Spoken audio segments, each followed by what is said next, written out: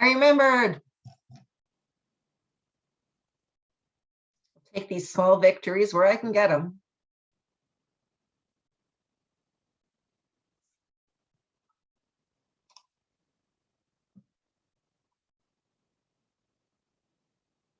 See, I haven't been able to find where it is on the be able to kind of interact between each other, just sending specific. What I can do, what I can do to make it work is make people co-hosts, and then you should be able to do that. Try that out.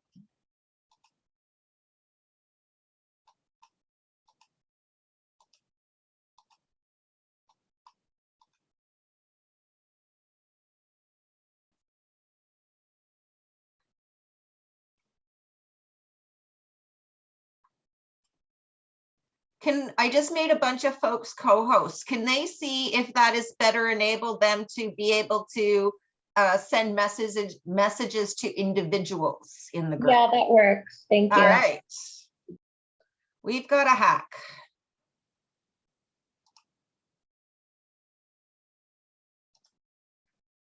It's 3 o'clock. Gabby, I think there's an option that you can select for the chat that participants can chat with. I looked when I went into the Zoom editing, it didn't give me the right to do that. So I'm finding a workaround. Weird. Zoom is weird.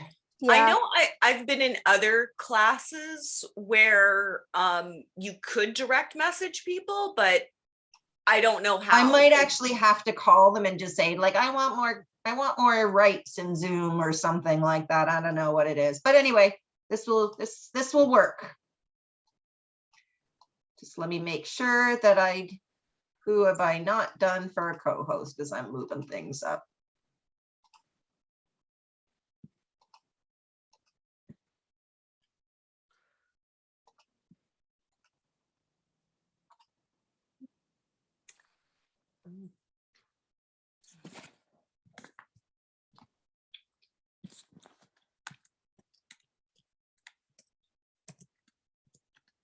Yeah, I think what it does is it only allows co-hosts to be able to send individualized messages. So that's why I'm just making everyone co-hosts.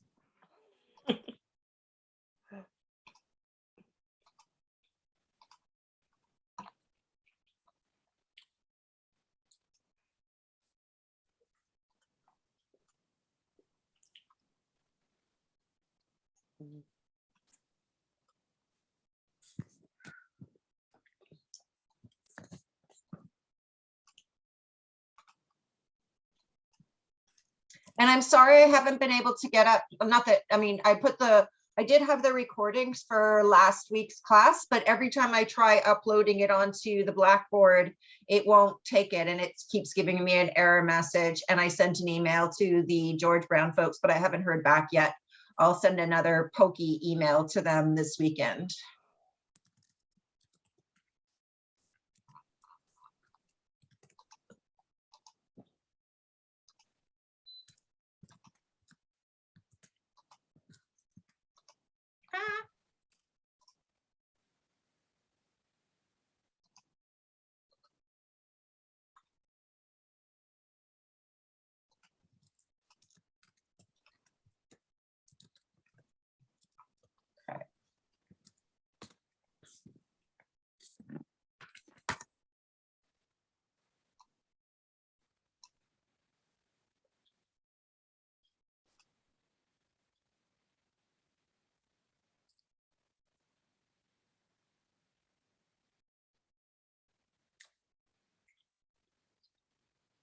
All right. Well, I think we'll get started, folks. I hope everybody's had a good week. I'm just glad it's done this week. It's just been a pretty crazy week. So I might seem a little bit scattered today, but I also wanted to do a little bit of a review of what we covered last week in the class. because I know I went off on a tangent at the last time, and if you haven't recognized that about me now, I do sometimes go off on these little tangents. But I did want to kind of highlight some of the top things, just takeaways from last week, just to give everybody a reminder. I know it helps me just to kind of trigger my memory. So I'm going to just give me 1 second. Sorry. Let me get my stuff organized here.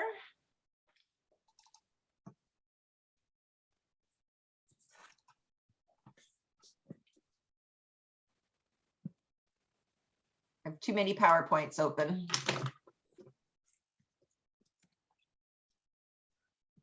So I'm going to, sorry, give me 1 sec. Did I do the sharing? Sound share. Okay, let's see. So just as a review reminder for last week, I did want to kind of just give a little bit of a really quick reminder of what we were chatting about last week. And really one of the things we were talking about is the different frameworks available so that it can help you take a big kind of case study, which again, keep in mind, like there's different kind of like a big problem, a big complex problem, and try and break it down into different pieces so that you can identify the key players, identify all the different, map out who's involved, what caused the issue, why it's continuing on, what are the tragedy of the commons and externality and system-wide issues that are creating the problem in the first place, what you can do to move from problem into solution once you've identified all the players in the game, and then how you can use the W5 framework to help you do the first initial brush of that analysis. And then I will admit, the W5 framework, I'd say in many ways, it can get you up to 50 to 60% of the breakdown. But there's still a big component that can get missed. And that is the goal of the just conservation framework, which gives you a different angle to come into the problem with, so that you can look at it from a different perspective and probably get another 10 to 15% of the missing pieces that you need to complete the story. The other one that we wanted to try and go into as well, I'm going to just kind of, is kind of looking at it from different perspectives in terms of what kind of equity issues are being brought to the surface in this example of this case study or this problem that we're trying to work on. And how do these different ways of looking at equity or equality kind of come into play? And what kind of new insights do they give you as a result of trying to look at it in these different ways? So I did want to kind of highlight, those are some of the kind of main things that I wanted to kind of speak to and remind you about the W5 framework. Just gonna, so I can see your videos as well. We're gonna put some of that into action based on some case studies that I wanted to highlight as giving you a little bit of a kind of a tour of what does kind of breaking down a big complex problem into its different various pieces look like. So we are going to do that today as well. Another thing we're going to do today is, in addition to the work that we did last week on identifying the differences between correlations and causation and how there's a very important distinction between those two that always needs to be brought into consideration in your project, because if you can't make that causal connection, you're going to have a hell of a fight on your hands in terms of advancing this issue, because you'll probably often get caught into the debate on, is this a problem or is this not a problem, rather than moving towards the goal which you have, which is moving from problem to solution. Now, I am not saying that you don't have to get into that debate about causation, correlation. It just means that chances are you're going to be in that position and you're not yet in a position to move from problem to solution, because you're still caught in the problem and you're still caught in getting enough people to recognize the problem. And that is a worthwhile endeavor in itself.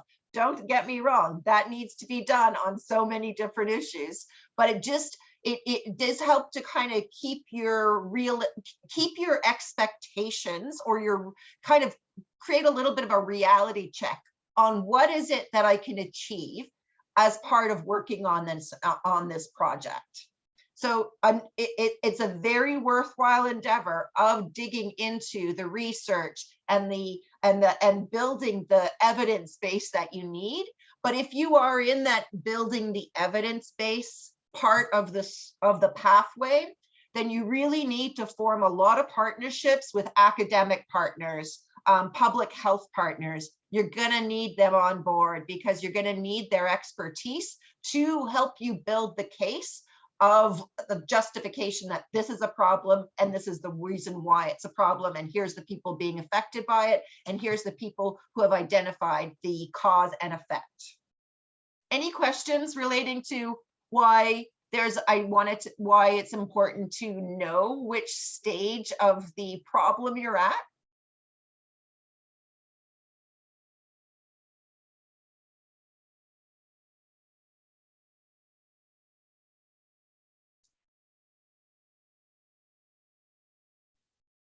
Well, I hope I'm on the right train. I Yep. think it'll help you just focus on getting towards your solution of so you don't, there might be a lot of distractions, you can narrow it down. Yeah, absolutely. It also could probably save you a lot of mental health stress, because you have to realize what you can achieve during a certain period of time. And because one of the things that I've seen happen a lot of the times is, because the evidence is so clear in some of the people's brains, but not so clear in other people's brains, it becomes much more conflictual than it really needs to be. And really what it comes down to is it becomes it becomes a debate, an argument on how much of a problem this really is. Whereas if the person came in with partnerships in academia and public health, they'd have a hell of a lot of better time convincing those who might still be sitting on the fence saying this isn't a real problem, and bringing them onto their side. So it kind of identifies, yes, you have a long-term goal of trying to solve a problem, but you need to break that into pieces in order for you to have a reality check on what kind of progress you really need to focus in on next.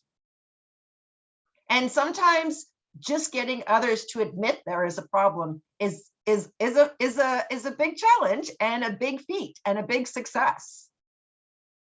Absolutely, a really great place. Like, you know that if you're in that place, you're going to need to build a partners of teams who can give you the credibility and legitimacy, because many of the times you will kind of, if you're working at it from the perspective, and I come from the NGO community, me going in as an NGO is not going to be nearly as strong as me going in as an NGO and the Canadian Association of Physicians for the Environment and U of T researchers who have done analysis on this population and public health effects from that population.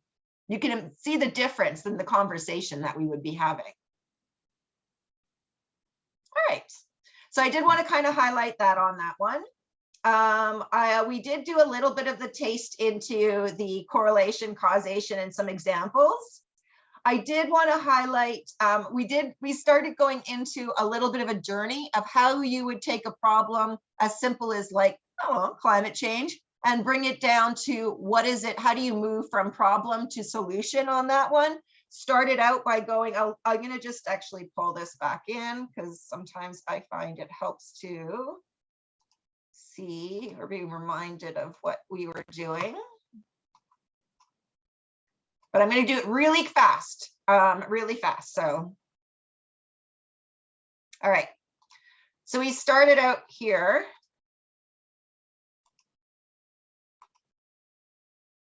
Sorry. And we talked about all the different kind of like, okay, where does emissions in Canada come from? Okay, oil and gas sector, definitely a big contributor to it. Here's how it breaks down in terms of how Canadians as a whole, across all sectors, use energy. Here's how the electricity system uses fossil fuels and how much GHGs are emitted as a result of electricity production. Here's the transportation sector. You can break it down by the sectors.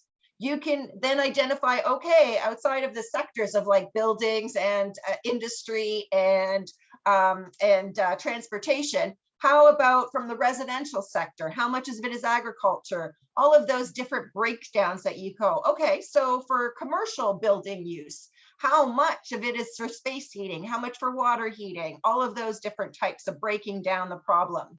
Residential appliance use is all that kind of highlighting it. You could, I'm doing this really quick. It doesn't have to go into this, like water heating. Where is that? Where's the energy for water heating coming? You look at it and you think, oh my goodness, 68% coming from natural gas. Okay, you got to get natural gas out of the system for water heating in order to solve the climate change challenge. Industrial sector by fuel type. If you look at it, the provincial scale, you can see exactly where the big buckets come from in terms of your GHG emissions. If you look at it, the city level, you can see there's going to need to be a much bigger focus on buildings in the city of Toronto than on transportation, but transportation is still going to be a big piece of the pie.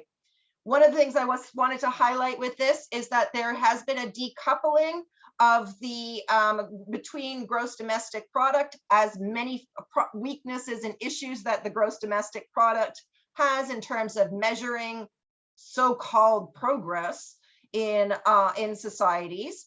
But one of the most important things to realize is there has been a decoupling. You don't have to necessarily make a choice between economic progress, quote unquote, and environmental and climate change goals. Did highlight the sheer challenge ahead of us in changing our energy system and our transportation systems and a whole bunch of other things that we have to actually achieve our greenhouse gas reduction targets and the steep drop that we need to make. The one thing I wanted to highlight here in this one is just how complex our energy systems are, and also how inefficient and wasteful they are. If you look at all the imports on the left-hand side of this chart, and you look at all the useful energy that comes out, you can see that only about 30% of the actual imports into the energy system are actually just serving for actual purpose that energy is meant to serve. And that largely comes from the inefficiencies in the system. For example, in an internal combustion engine vehicle, about 90% of the gasoline that goes into that car is not used to drive that car forward. It's lost as waste heat. You know, we all love to kind of speak about the energy prices and the challenges, but you can see here that, you know, certainly in Canada, in comparison to a lot of European jurisdictions and other jurisdictions around the world, we do pay lower prices than many other places. We did want to highlight the importance of the energy sector in serving as a connector across different things and helping to address the systems issues and the systemic issues that, well, what was I saying? Sorry. Yeah, how to address the system issues that can be creating the problem in the first place. And energy is a really great way of looking at things, to see things in a different way and to see connections between silos that may not be connected up if you didn't look at it from a kind of energy system perspective. One of the things I did want to highlight, a lot of the, not all, certainly not all, but a lot of the energy efficiency measures really have a very attractive payback that can pay for themselves. So it's a economic business model challenge more so than a straight up economic challenge that it's going to cost more. It's just trying to address that upfront capital cost versus a long-term operational savings. Oh, okay. Out of curiosity, do you know how much our electricity use decreased with the use of LED lights? That is a really good question. And one of the places you might be able to go for it, I don't believe that there's been any analysis specifically looking at LED installations and what that meant in terms of community energy efficiency and electricity reductions. The best place to look for that would probably be at the IESO, which is the Independent Electricity Systems Operator for Ontario. And the reason I say that is largely because they are the ones in charge of running the conservation demand management programs. So that, and a lot of them in the utility world for the last decade have focused on lighting, largely because there's a very, very attractive business case to make for lighting retrofits. Moving from, if you're moving from metal halide and you're moving to LED, you're looking at reductions of about 90% in the electricity you need for the same amount of light input. So really good return on investment. If you're looking for moving from compact fluorescence to LED, you're going to still get pretty significant. I'm not going to try and pull the number because I don't have it in my head and I'll probably get it wrong. But it's still a very significant reduction in terms of how much it goes from compact fluorescent to LEDs. Therefore, what they would be tracking is not the total amount of reductions associated with it, but how much reductions have been achieved as a result of their conservation demand management projects that have focused on lighting retrofits to LED. And that is one of the ways they would be tracking what difference LED technologies are having in terms of reducing electricity demand. But they wouldn't be able to know exactly how many people have installed LEDs in their home that have reduced their electricity, but then have not participated in any coupon returns or something that they could track to know who's done what. But this is going to be, that's an ongoing challenge of tracking the results of your projects over the long term. That might be worthwhile. Actually, that might be worth a class in itself. Okay, we're not going to do that just as yet. I'm going to hold off on that one. So low carbon transportation, did want to highlight, if we're thinking that electric vehicles are going to solve our transportation problems, we are kidding ourselves. What we really need to do is put prioritization of giving people more options to move to and from the different locations they need to do. And what we need to do is we put a hell of a lot more resources in making the movement of single occupancy vehicles as easy and quick as possible. And that has come at the expense of creating a safe and conducive and connected world transportation network for pedestrians and bicycles, and even public transit gets short shift to the single occupancy vehicle. So really we need to switch this whole transportation hierarchy around and put a lot more resources into pedestrian, creating pedestrian and bicycling infrastructure, investing in e-mobility, investing in public transit, driving the market towards carpooling and sharing, all of those different types of things.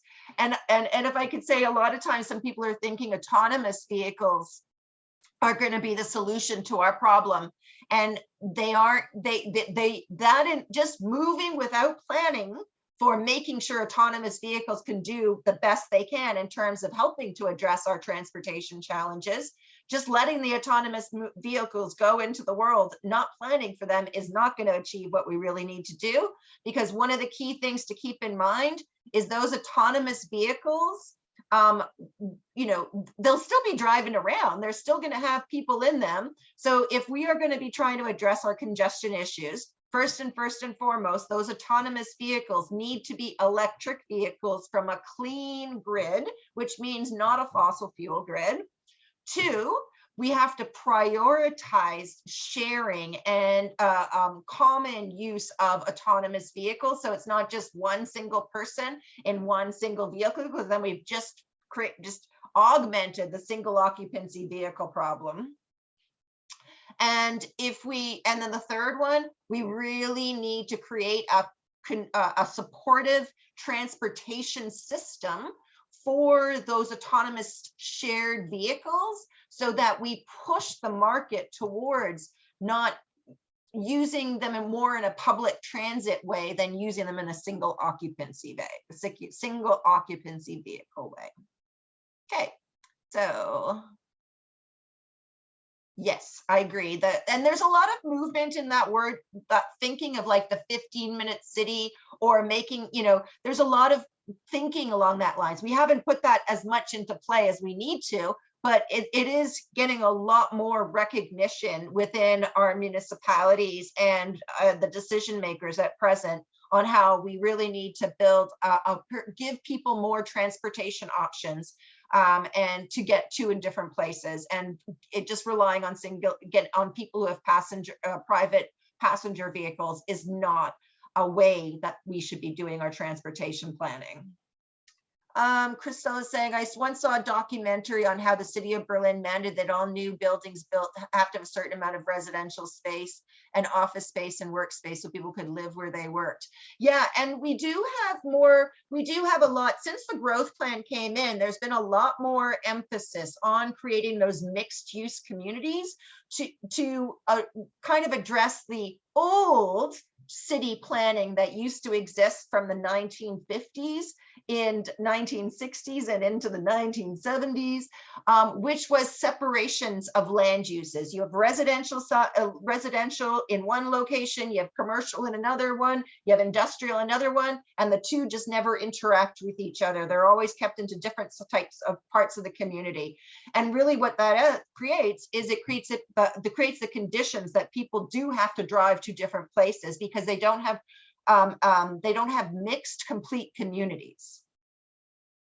So just on 1.1, we've talked about how if you want to address it, then you start moving to problem and from the problem into solution. So let's looking at the solutions. You're going to have to address existing buildings. That's a huge bucket on its own. Going to have to look at new buildings. Another key, big, huge bucket. Going to have to look at waste. And each of these are separate buckets. I just wanted to kind of highlighting what does it mean to actually achieve a net zero Toronto. And you can see some of the things that need to change in order for that to happen. Now, before I do any of that, I'm going to stop sharing for 1 second. Any questions on what we were discussing last week?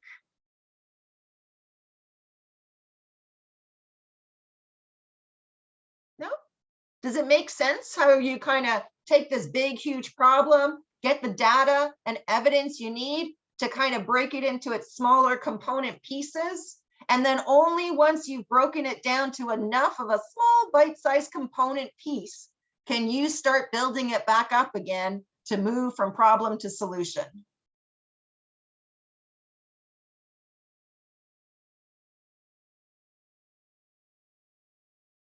Do you see the narrative of what we were trying to do as we went from the big, huge climate change problem in Canada to a building energy efficiency retrofit program? Now, if I gave you an assignment that was a case study on solve climate change in Canada, your case study is climate change in Canada, what do we need to do? Would you be pleased with me?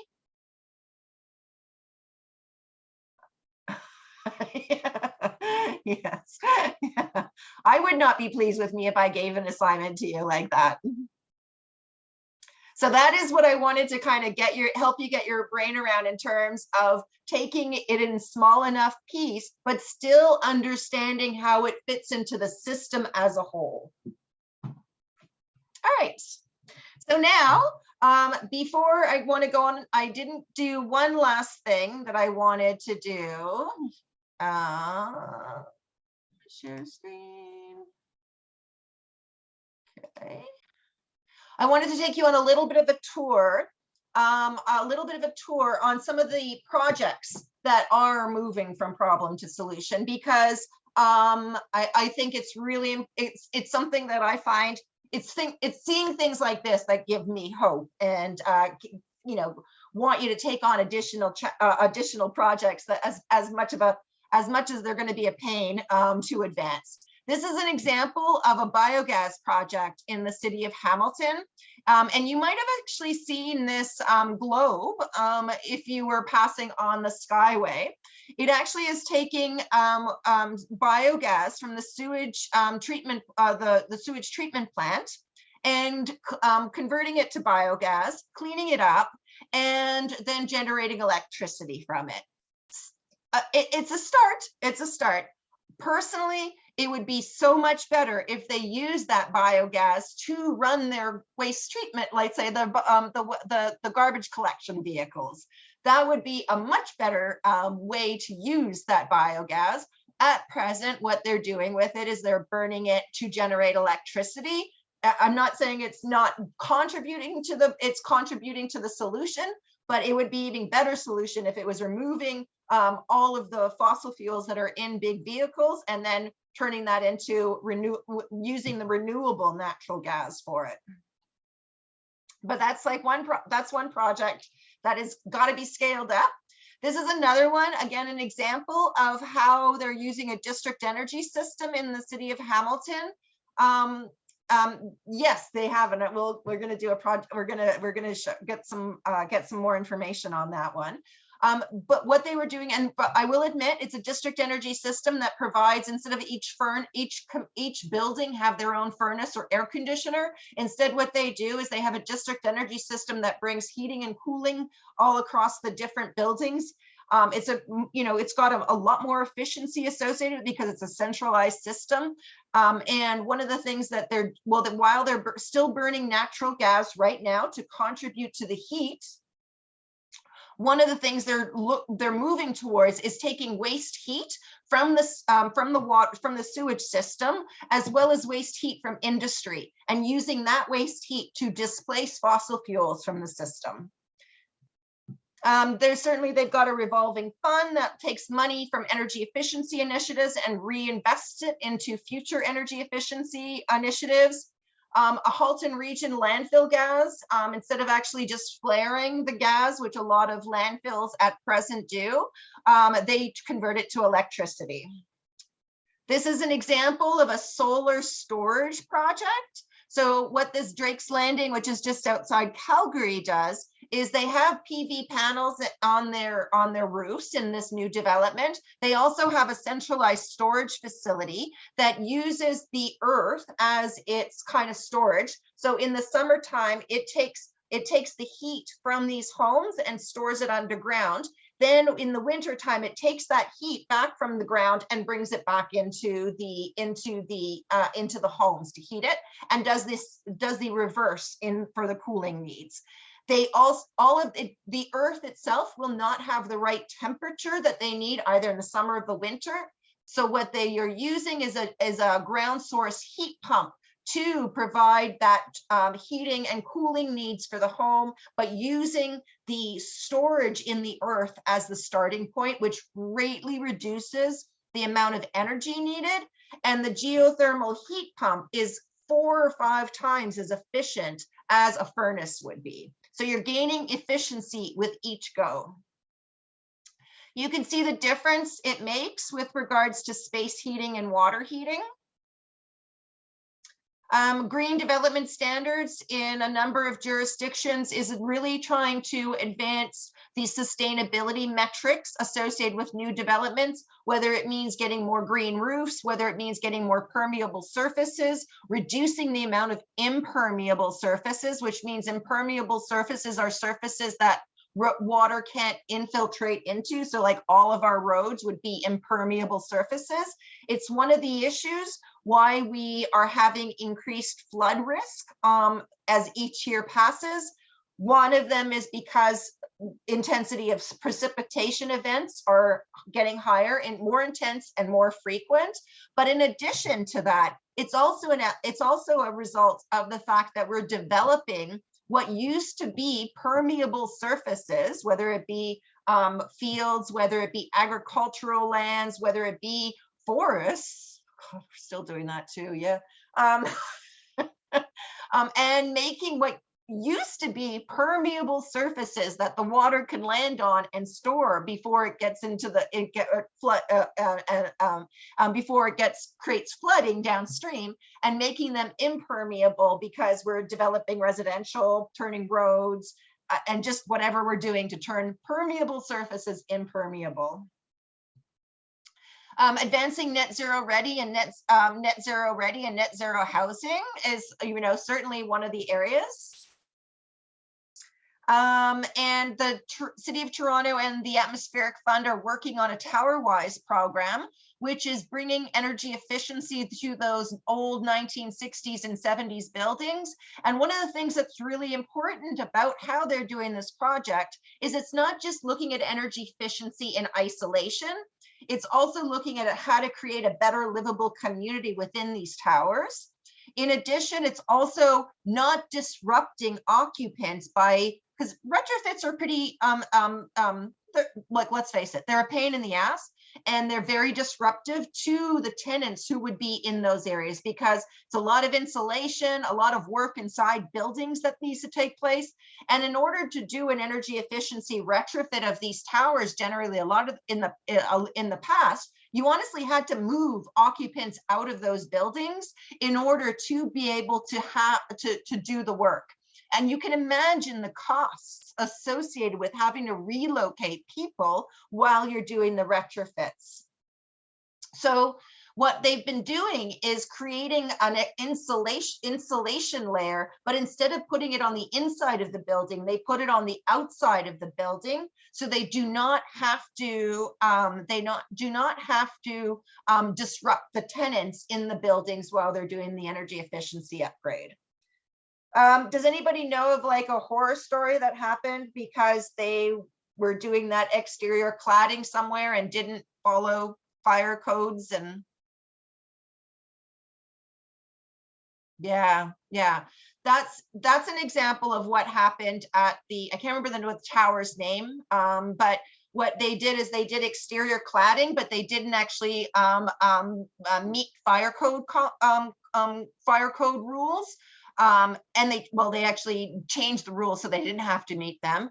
But you can see exactly what the consequences of that were, and hence the importance that these types of energy efficiency or any type of measures also look at unintended consequences and bring that into their decision making, of which we are going to be starting to dig a little bit into some unintended consequences and how we can identify them before they come back to bite us. The City of Toronto Home Energy Loan Program, what it does is it loans residents money for them to do their energy efficiency retrofit programs, and then the homeowners can pay back the loan, the energy savings over a 15, 20-year time period, whatever they decide, what term they decide they'd like to do it for. Solar City is exactly the same type of project, but it's bringing solar thermal heating to Halifax residents and providing them with the installation of it, which is then kind of paid back over time as a surcharge on their property tax bill.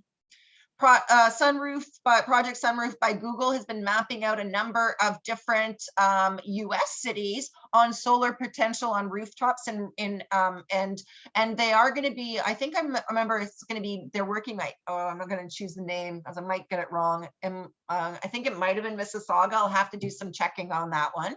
But there is going to be, no, Edmonton was doing it as well. So there's a couple of municipalities in Canada that are advancing the solar potential and using visual tools to help engage the community to identify, is my building really conducive to solar installations, or should I be looking at something else as part of the solution I'm going to be looking at? Municipalities have authorities such as requiring solar panels on new buildings. That's a possibility that those types of policies can take place. A biogas project in Alberta, which is looking at an agricultural, a cow farm, and using the waste products to do anaerobic digestion. You can turn it into electricity as this example, but you can also just use the biogas, which is something there's been ample use of within the farm system. I have to say, I have found no end of joy in this project, which I think is just so brilliantly marketed. So this is in Bristol in the UK. And what they've done is they've taken biogas from the sewage treatment plant and put it through an anaerobic digester, and now they're using that biogas to run their public transit fleet. And I love the marketing that they've done. I should show another picture actually. In addition, you can sometimes see it that the people who are in the bus look like they're sitting on the toilet, which I just think it's brilliant marketing. I love the British and their kind of really innovative marketing that they sometimes do. It's given me a good number of laughs. So then the question comes into it. Those are kind of some areas from the kind of energy and buildings and those types of things. What about how we build our communities? Are we going to build communities for cars, or are we going to build communities for people? It's up to us to make that decision. And we all know that right now we think we've been building communities for people, but really what we've been doing is building communities for people with cars. And I'm not sure who's won, people with cars or just cars. I don't know. But these are just examples. I have to say, I love the project. It's, oh, I keep forgetting the name. Daylighting. Oh, when you turn an old creek or an old kind of underground creek and let it come back up. Daylighting. I'm pretty sure it's called daylighting. I always, for some reason, forget that because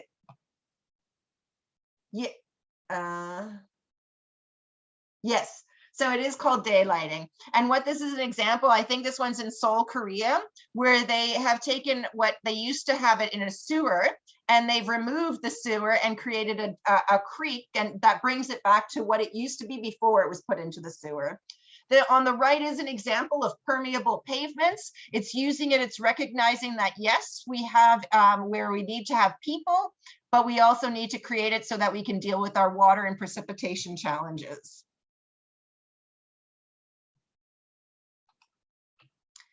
These are just examples of what can be done relatively easily and cheaply to create more space for people as opposed to vehicles. You can see what can be done to just kind of take away the sheer dominance vehicles have in our sight lines and our communities.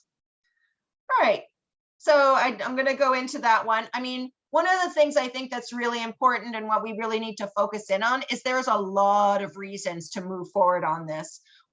Climate change is not only going to solve an existential crisis that is something that threatens the livability of humanity and all the other species we're lucky enough to share this great planet with. And that is, yes, that is very much the case, that the ultimate reason for why we need to address our climate change challenge. But one of the other kind of aspects of this that's really important is, in addition to ensuring that we maintain a livable planet for humans, we also have a lot of other reasons to be doing this work. There's a lot of, there's a lot of co-benefits that come out of it, whether it be economic development, keeping dollars local, job creation, health benefits, reducing congestion, creating more livable spaces within our community, building resilience to extreme weather events so we don't have to fork out all this money all the time to fix problems after they've happened.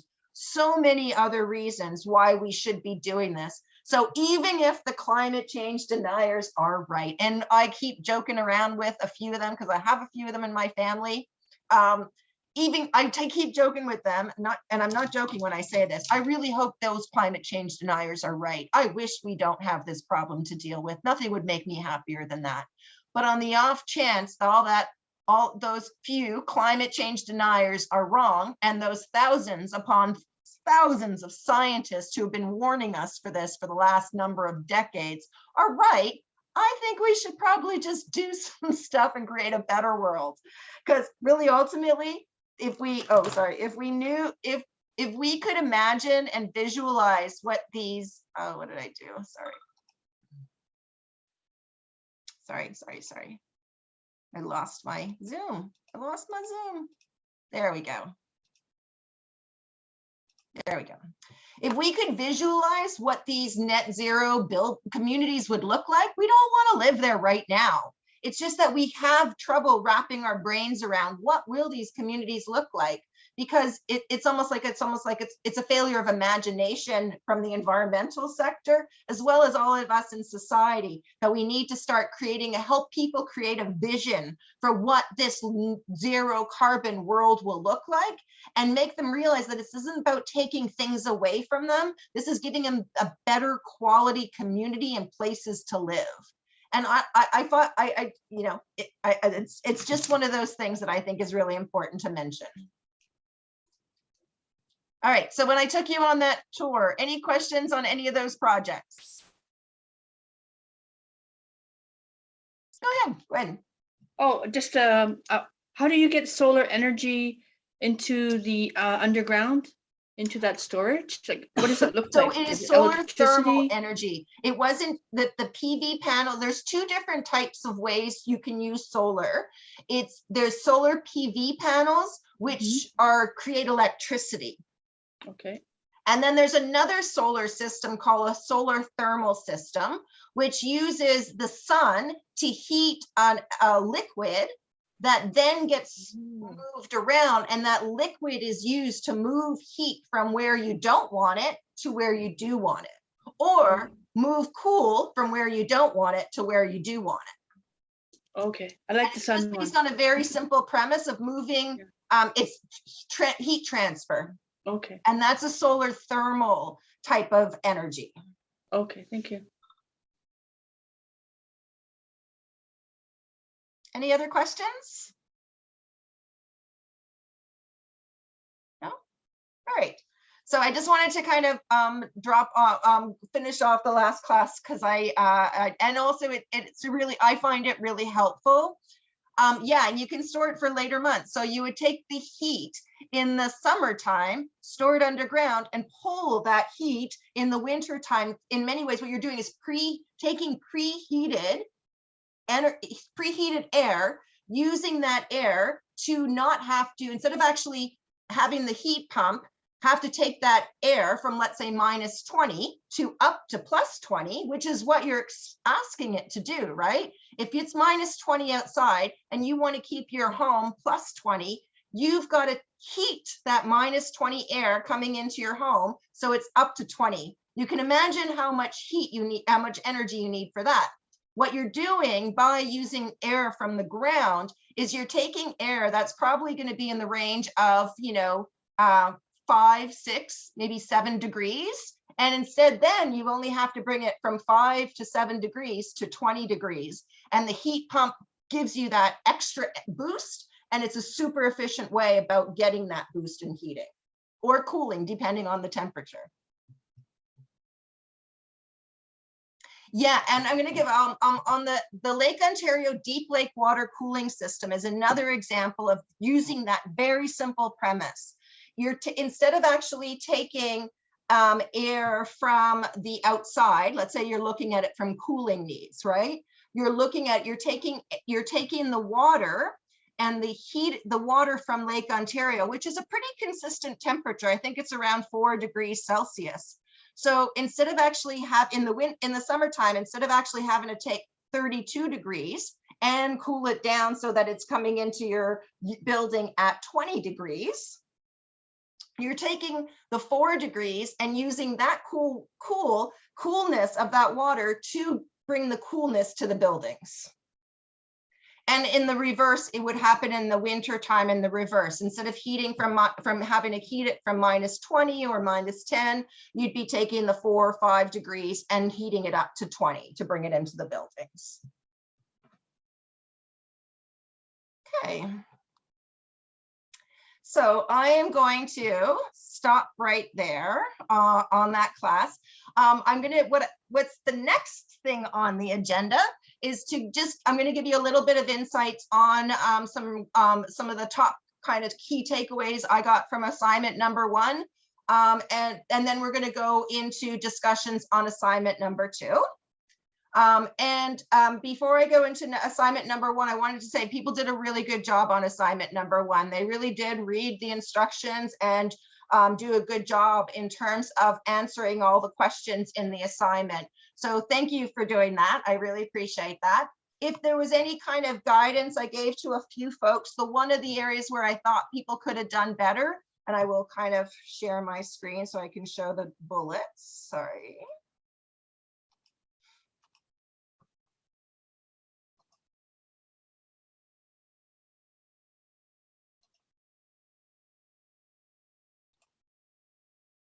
Sorry.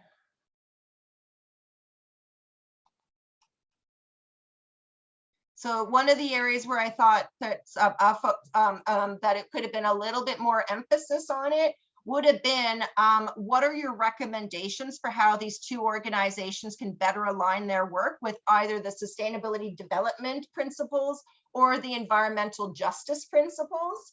And then what do you think what would be the value or outcome of better alignment between better alignment between those sustainable development or just environmental justice principles to their respective vision, mission, and work? But generally, I think I really enjoyed reading the assignments. I lost you again, sorry. I really enjoyed reading the assignments, and I hope that people found I hope people were able to read some of each other's assignments, and so that they can get a little bit of insight into other organizations and learn from each other. That was the goal on that as well. And they're still being left up on the site in the assignment number 1 discussion board submission. So you can always go in and read each other's and learn a little bit about some of the organizations, and also maybe sign up for some of the organizations that people identified as having e-newsletters to keep up to date. Any questions from the assignment number 1 before we start digging into assignment number 2?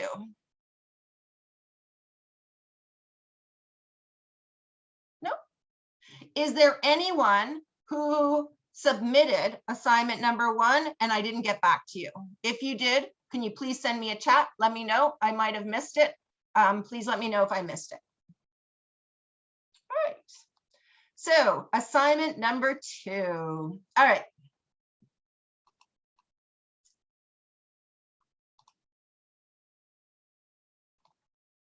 I am going to actually download this, make it easier.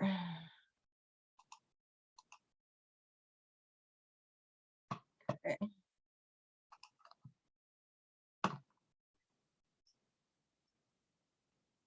All right. So the first thing that I was looking to do, we were doing last week, was digging into creating the groups. If there are people who are still looking to join a group, can you send me that in the chat so I know that I can do some matchmaking? And I'm going to try and do that during the break as well. So if you can identify if you're looking for to join a group or looking for more people for your group, if you can send me that in the chat, that would be greatly appreciated. I did want to kind of highlight, this assignment is broken up into a number of different pieces. So while it is one assignment, there are a variety of different pieces to this assignment. The first part of the assignment is really I'm going to say the first thing of the part of the assignment is find your case study and find your group. If you need any help with that, just let me know and I will do some matchmaking. Second part of the assignment is to do an annotated bibliography and a draft table of contents for your selected case study. And what an annotated bibliography is, so everybody knows what a bibliography is. It's just a resource, it's just identifying all the resources and references for where you got the information that you're drawing from on your case study. It's just a basic kind of following all the different kind of authors, name of publication, who's the publisher, with the dates, where you can find this. It's just so you can easily find where the references that a person is using. I have put in a link if you wanted to get more information on annotated bibliographies. I've also put an example of an annotated bibliography in the assignment number 2 folder. But what that means is that I'm expecting each person in the group to look at about 3 to 5 sources, and groups should be about 2 to 4 people. And marks are based on marking for the group as a whole. So everybody is all in the same boat together. And if you are having issues with someone not pulling their weight in a group, please do let me know and we will kind of find a way to sort it all out. And one of the things that's really, really important as part of the group work that is going to be a big part of your life, it's already been a big part of your life, I know. I'm sure there's some eyes being rolled right now, but you can't get away from it. You are going to have to work as part of groups to get this done. So just Just got to get better at it. Each one is a turn. And if I can actually, I'm going to have a little bit of fun actually on this one. Give me a second. I usually show this as a little bit of a joke.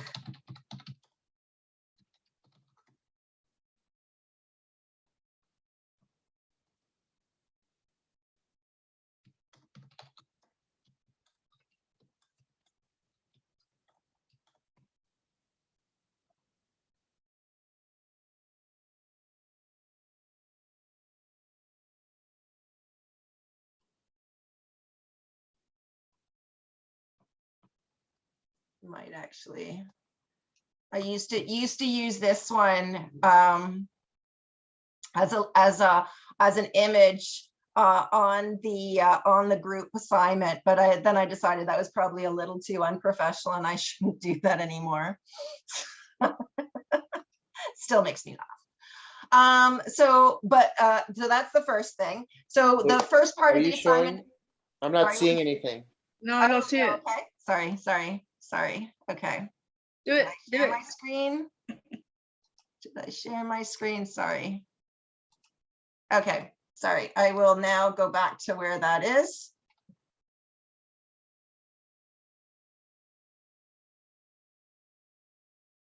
Do you see it now? Yep. Yeah. Touche. So that is the again, you can see why I probably took it away, and yet I still show it.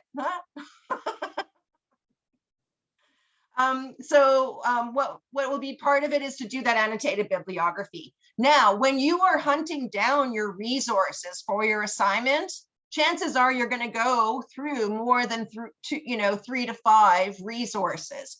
I'm not saying choose just only 3 to 5. I'm not saying just choose the first 3 to 5 resources you come to. I want you to choose the best 3 to 5 resources you found. So it's not like, I want you to highlight the resources that are going to be, you're going to be relying on for the development of your case study presentation and reports. So when you're saying highlight 3 to 5, doesn't mean just choose the first 3 to 5. It means choose the best 3 to 5 that you can find. And then what I want you to do is just do a little bit of a blurb, short little paragraph on what it is about this resource that makes it valuable to the development of your case study. So don't just pull the abstract that comes from whatever you're writing. If you're going to be choosing an academic paper, don't just pull the abstract and then cut and paste that into your annotated bibliography, because that's not what I'm looking for. I'm looking for what it means to your case study and what value it serves for your analysis of your case study. Everything else outside of that is not important. It's just about how it helps you in your case study. Yep, go ahead, Avery. Our group was just confused. Do the resources, do they have to be like scholarly resources? Nope. Or are they? Okay. Yeah, there's a gradation in terms of quality of resources. I would not choose a blog as a resource. Even like, depending on the website, you can use that if it's really something that's super valuable to you, right?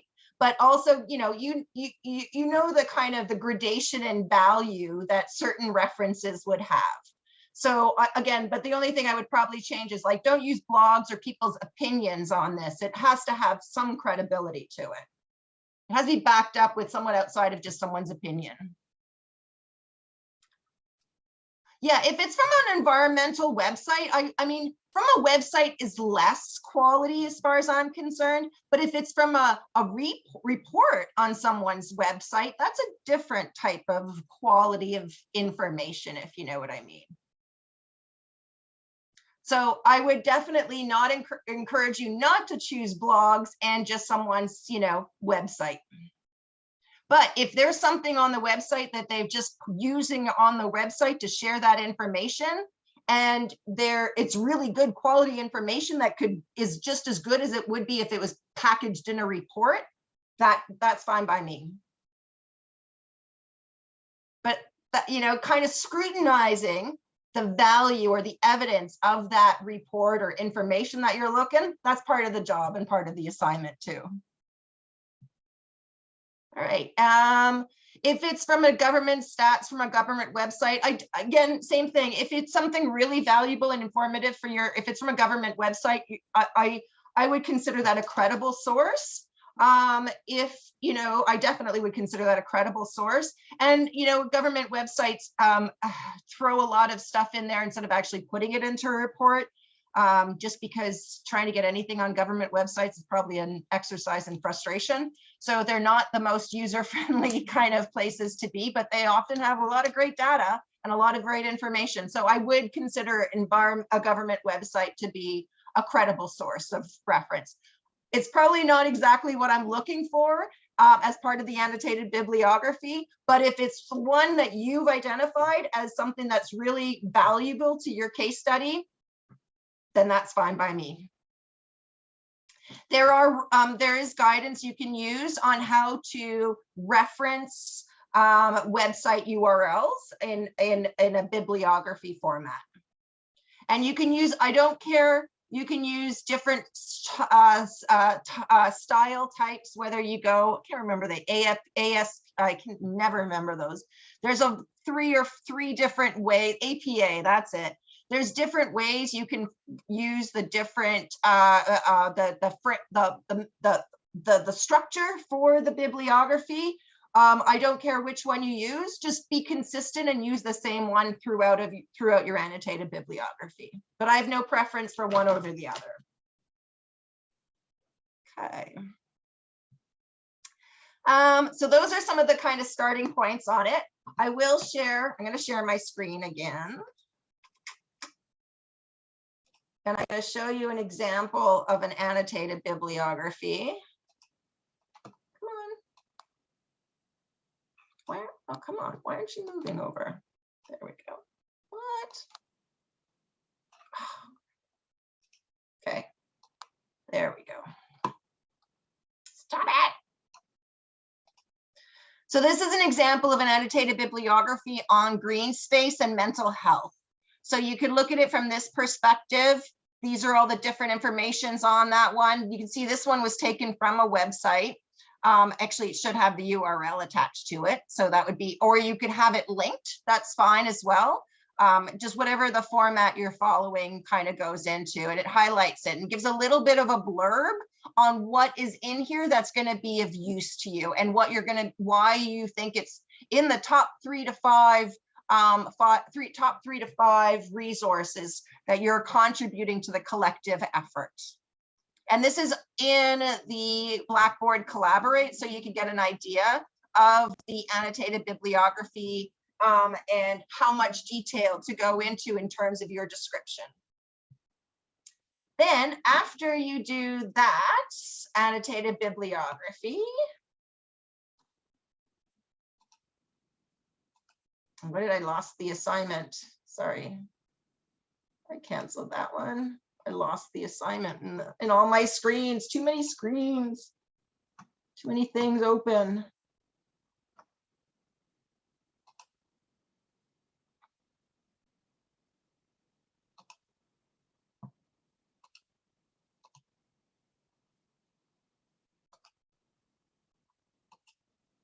Must have closed it. Sorry about that. Oh no. Just had it open there and I just saw it. Okay. So after the annotated bibliography, the other part of the first part of the assignment is the draft table of contents. And what I mean by the draft table of contents is I've already given you the initial top levels that I want as part of that, that I'm expecting as part of that table of contents. What you need to complete is all the bullets that you really, the top bullets that you want for each of these headers. So use the description, introduction to the case study and how it is an environmental justice issue. Top header. I want like bullets underneath those that describe what is it that your case study is going to speak to. You don't have to go into details. You don't have to write the report now. That comes later. It's just, I want the top level kind of top points that you think are really important for this header to get across to your audience. So these are your top headers, and then you would be putting notes on each of the ones below on some of the things that your case study is going to speak to and the ones that you've identified as most important. Does that make sense? Can you further explain it? Sorry. Yeah, no problem. So you're going to use this. You're going to use these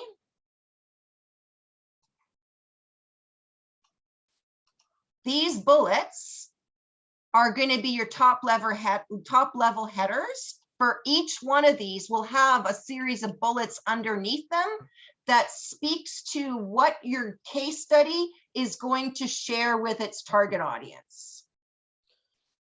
Gabby, you're not sharing screen. If you Oh, were, sorry, I'm doing it again. Did I change it so that I can actually see? sorry. And then I forget. Anyway, it's Friday. And now I've got too many things open. So in each of these bullets, these are your top level headers. It is 3 sources per person and group. Like if you have 4 people, I'm expecting 3 to 5 sources per person in the group.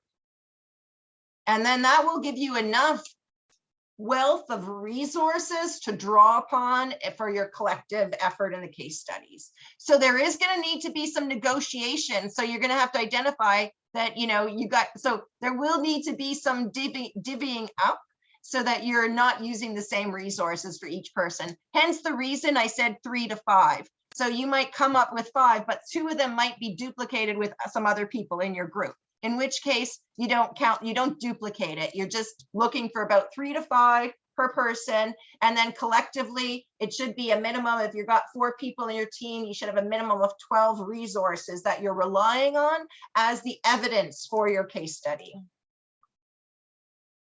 And then what you're going to use, I probably should have actually, one of the things I think has confused people in the past on this study is they see this as the table of contents and then they cut it from the assignment and put it in cut it from this instructions and put it in their assignment. And they're like, this is the case study. And I'm like, that's not what I was looking for. I gave you that. I'm expecting something more than I gave you. So these are the top level items, and each one of these should have a series of bullets, which are the main point you're trying to get across in your case study based on the research that you've done thus far. All right. Did that make sense, Zara? Okay, perfect. All right. So that's the first part of the assignment. I did want to kind of highlight, did anyone get back to me on groups? What time is it? 4 o'clock now. Okay. A few people wrote in the chat.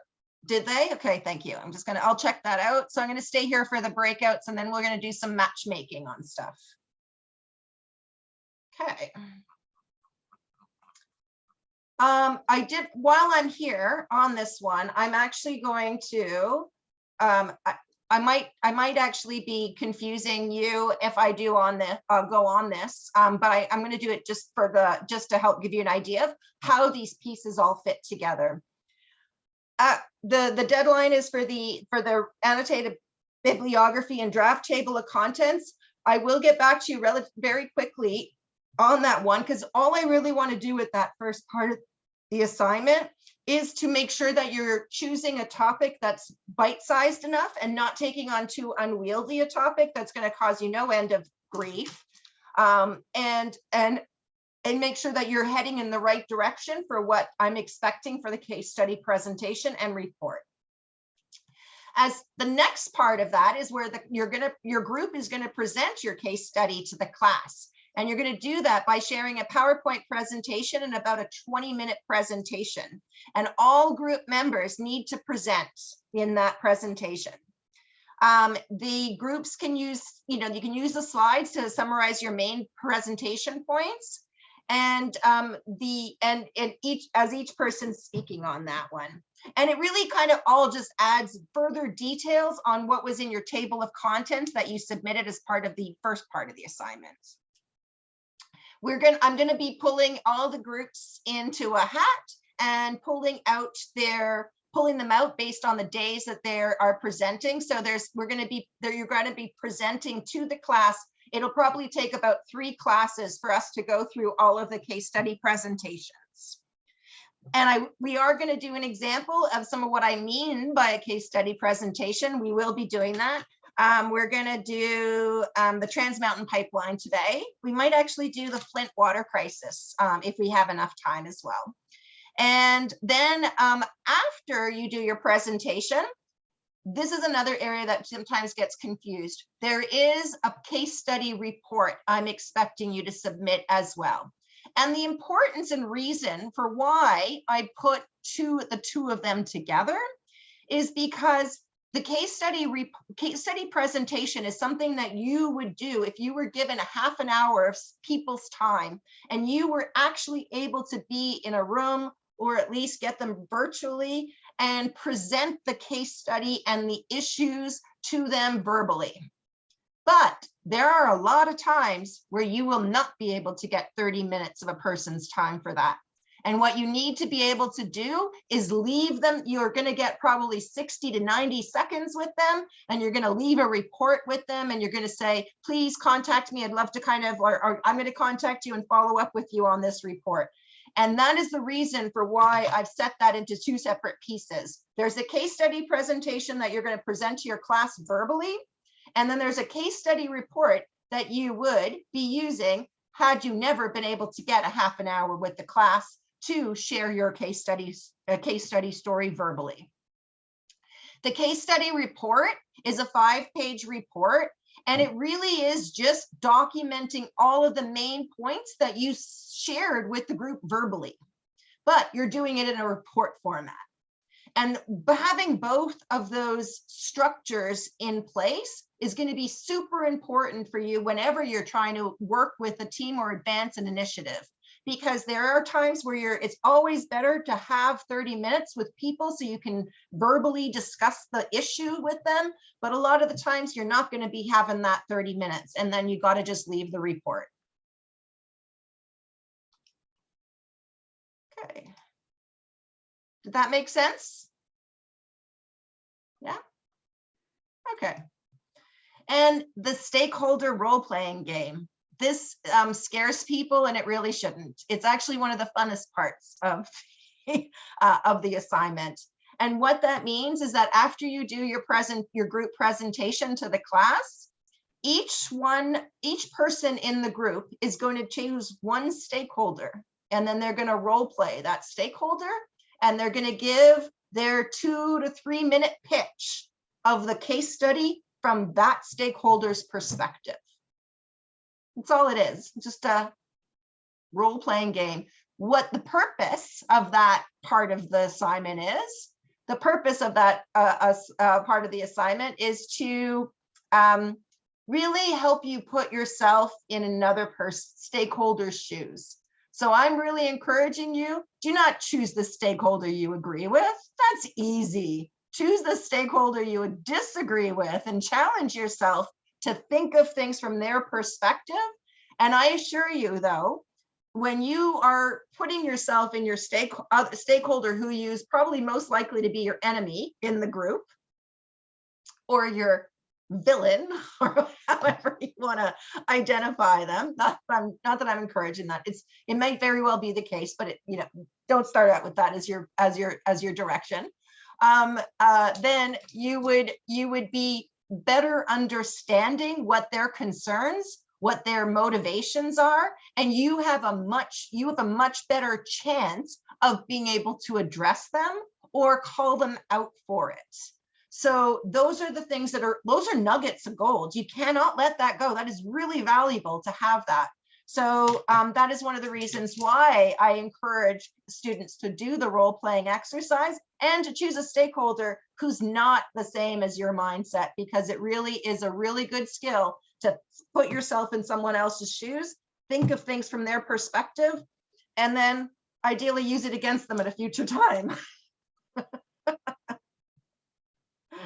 All right, so I think those are the main pieces of the assignment number 2 I wanted to share. Any questions? No? Yeah. Yeah. the due date, is it all due on the same day? No, so the annotated bibliography and the table of contents is due. Let me just pull the right, I just want to make sure I got the right date, sir. Sorry, this might be in the course outline, actually. It is, yeah, let me just pull it up and okay. I'll show you what I mean on that one. Sorry.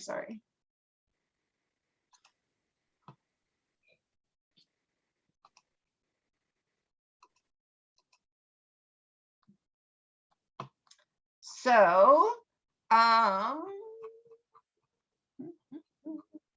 okay, so it's due on week 6 for the first part of it. And it's worth 10 points. The case studies, the presentations will actually be on weeks 9, 11, and 12. The report can actually be submitted on week 12. You can submit it anytime ahead of time, but everybody would, like, I'm not going to expect the ones who are presenting on week 9 to submit their report week 9. Everyone has till week 12 to submit their report. The role-playing game takes place at the same time as your case study presentation. So the most important one to keep in mind is the annotated bibliography and the draft table of contents. And that's week 6, which I have to check is, sorry,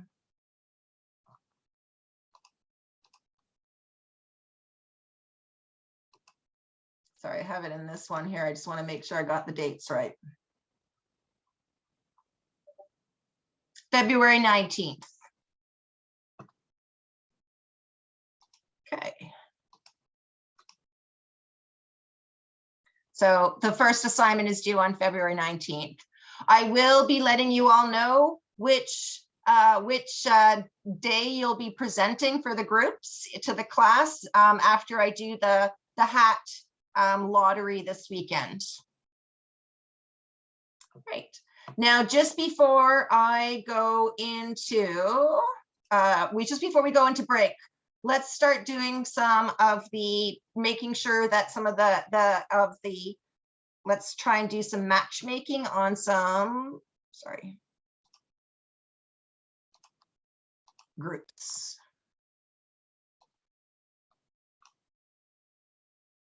All right. So group number 1 is on OPG and fossil fuel phase out. There is a possibility of, is there a block place? What is the block placement week for? My understanding is that is something that I had to put into the curriculum because maybe I should check, because I know that Zena checked it and she didn't mention anything about there not being a block placement this week. Does anybody know, or like, what is like the block placement? It's supposed to be for that week co-op position that everybody does, or maybe it's only second year students that do it. Does no one know what block placement is for? I can know. answer, Gabby. Okay, thank you. Okay. So basically, block placement, from what I understand, was a thing that used to happen when everything was in person. And it was a week that the program or the school would dedicate to programs with placement so that they could use the whole week to catch up on placement hours. But now that everything is online, they aren't doing it right now. Oh, okay. All right. So we have another week. All right. We have plenty of content to cover. So then I will update that and send that a notice announcement up to everybody. We have other topics that are certainly can be covered during that week. So I will change the course outline and send the update on the course outline to everybody if there is no block placement. Let's go gardening, plant some trees. Yeah, I'm not sure that might be a little early in the season for that one. I think it's pretty early. All right. So I did want to kind of highlight, let me see if I'm just still sharing or not sharing. No. So for the assignments, for the groups, 1, 2, 3. Let's see, 1, 2, 3.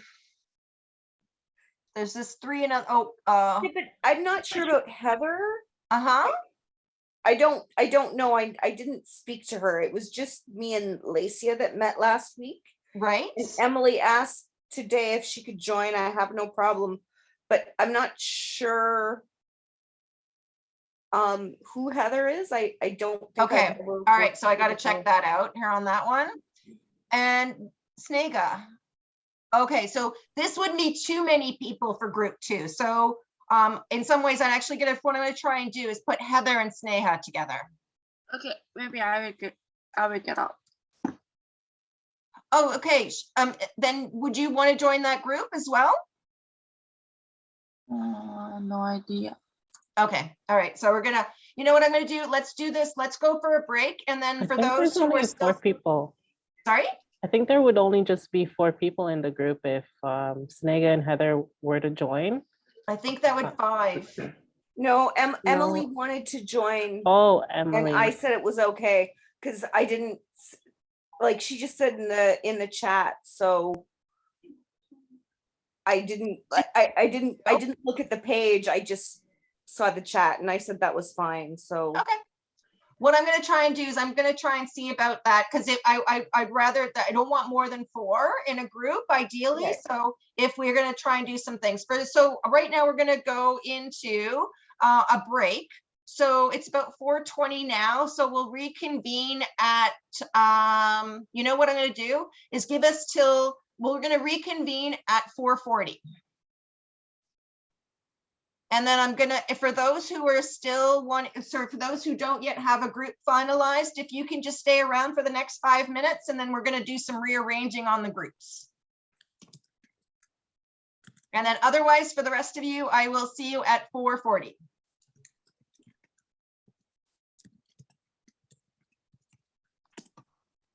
All right.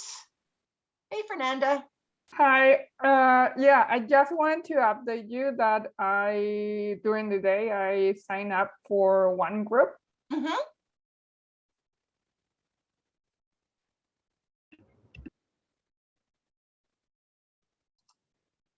Okay, sorry.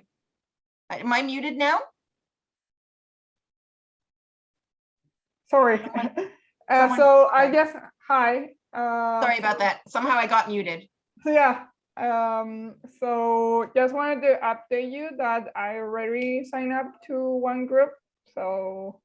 Okay, and did you do it in the Google sheet or should I do that in the, oh, no, here I see you. Yeah. Yeah. Okay, so The you're good. site's the dump. Yeah, you're all good then. Okay. And I'm actually gonna kind of color this group because you're full.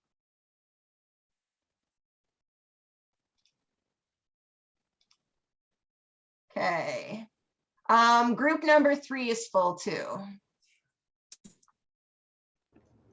I also don't have a group. Okay, I don't think perfect. I started one, but Mhm. like I didn't get specific. I just said like green energy, but like I wanted to like focus on like website hosting. Oh. Like I don't know if there's. So well, I'll join not so much, I think you might want to kind of look at it from maybe you want to look at like blockchain and Bitcoin and all that kind of stuff, because just really kind of looking at, if you're looking at it from an energy supply and the challenges we're facing on energy supply, it would be probably worth it to look at blockchain and its implications, either pro and con, in terms of greenhouse gas and climate change. There's a company called like GoDaddy. I was thinking of looking at the big companies that haven't implemented but green there, energy. I think you would probably like from just like you could do it for server farms, but I wouldn't like, again, it's not the website hosting that's the issue per se. Yeah. It's Okay. the server farms and the energy needed in the server farms or the blockchain kind of, which takes server farms to a whole new level. Yeah, that's part of the hosting, right? But like, yeah, that's the thing there, because they have like you said, the farm of like servers. The right? problem you're going to have, and this is going to be an issue, is you can always identify the challenges on where blockchain and server farms have energy implications. But if you were truly trying to be objective about trying to understand the pros and cons of server farms from a climate change perspective, you would not only have to look at the negative things, you would have to look at the potential positive things. And big data and its ability to, to do smart cities and streamline communications has some really good GHG benefits associated with it. So you are going into a little bit of a snake's den in terms of being able to identify what's the positive climate attributes, what's the negative climate attributes. Okay. And the thing is too, like, I don't know how much, I wasn't able to get back to the doc. I couldn't find it, but I don't think anyone signed up for my group yet. If anyone wants to like join a group with me, I'm okay with that. I have you here. I got you. Okay, so I have you, Jeffrey, for clean energy and cost to Ontario businesses and residents. And I did like, if you're looking at it from like, because that's too general. You will get into trouble trying to tackle that. I want to do big data. I want to do big data, right? Because that's kind of like the work I want to lean into. I'd still say big data, too big. You got to make it smaller. Just one company, like. You could do like who like are the Bitcoin, big server farm companies? Like Bitcoin. Well, you could kind of choose, let's say, you can say the 15 largest data center companies in the world. Who are they?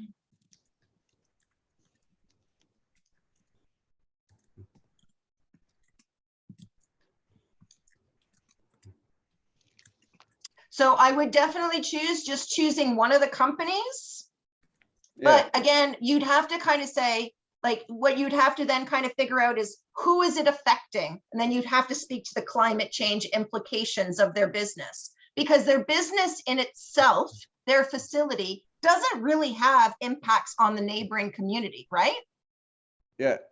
It wouldn't be a local issue. This would be a global issue and an intergenerational issue. Where the farms are located. Like when that but how would the farms and their location be affecting the neighboring community? By the energy? What if impact would the neighboring community have from the energy? Okay, that's a global thing. That's a global thing. Yeah. I mean, you could say that it was, if we, you could kind of look at the air pollution implications, but that's not from the site. That's from the generating stations, and that's going to affect the local community around that more than around the server farm. You know what I mean? Okay. So if you can give me a topic and like assign me a group, I would be okay with that. Okay. You might, again, let me just see. I want to just see how much information is out there already, because I don't want to, I would give you an idea of, like, to me, the case study that I think might be really quite interesting, I would learn a lot from, and I think the class would learn a lot from, is blockchain and its climate pros and cons. But before I say that you should choose that as a topic, I just want to see that there's enough information out there on the pros and cons to be able to do that analysis. I think El Salvador is using volcanic energy for their blockchain mining efforts right now because they made it their national currency, right? So let's go. Really? Wow. Okay, you're gonna, I think this would be a really interesting topic. Okay, so how many people do we have for that one? I think that would be a really interesting topic. Well, there's me. Okay. And then, So got that. We're going to change that. We're going to do blockchain or a server farm. Like, I'll throw it in there. It's you can use blockchain. You might actually want to use blockchain rather than a server farm, because it helps there's probably more information you'll find on the climate pros and cons related to blockchain. And blockchain, the implications of blockchain all relate to server farms and energy use. Yeah. That's their whole operation is like Yeah, energy, right? that's their whole thing.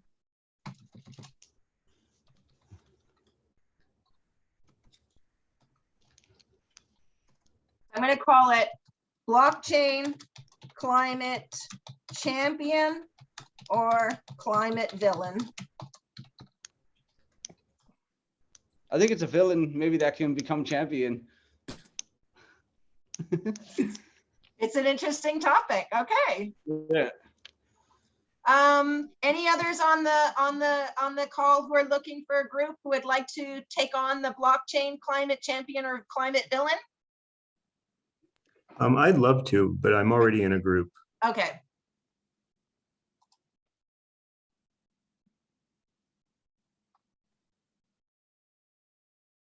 Yunhee, are you still online?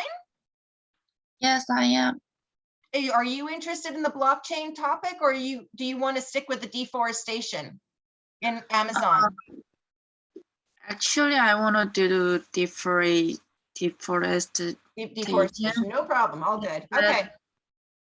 Okay, and don't worry, Jeffrey, I'm sure there's a number of folks who still have not chosen a group, so I will kind of sort that all out. And it's such an interesting topic. I'm sure there's going to be lots of people wanting to join it. How big is the assignment? How many pages?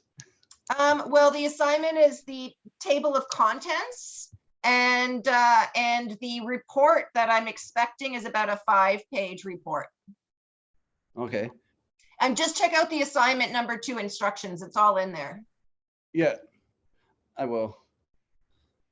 Okay, so I've got others joining if you were interested. Okay. So we've got Emily, 1, 2, 3, 4. Okay, we've got 4 on that one. 1, 2, 3, that's good. Got 1 there, 4 there. So this one's,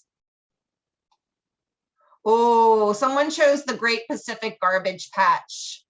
That's going to be a challenging one. It's just so many different locations. So you could do it. It's not easy though. It's not easy. Gabby. Yeah.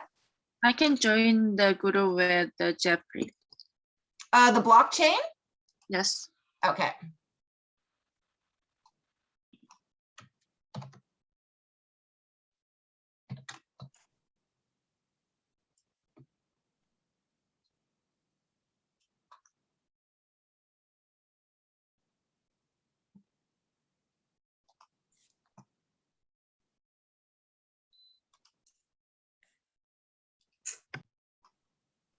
Okay.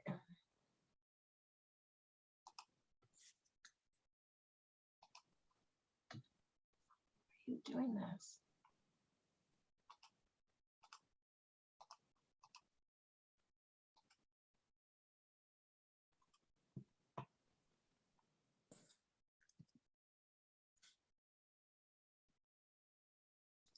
Did I lose my connection? Huh. No, you're still here. Oh yeah, I'm still here. Okay, because I'm looking at this and trying to see it's saying that I have no internet connection, but it's just Google being a pain. Okay.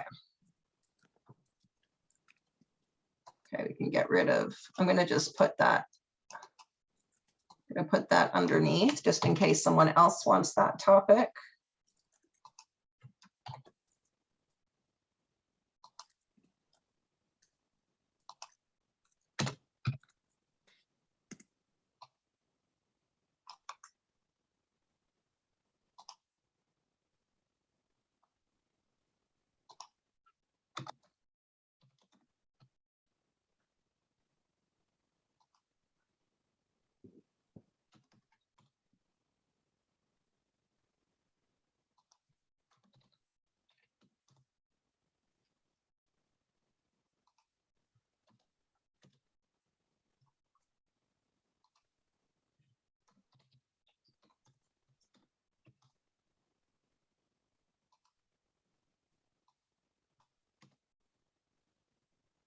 All right.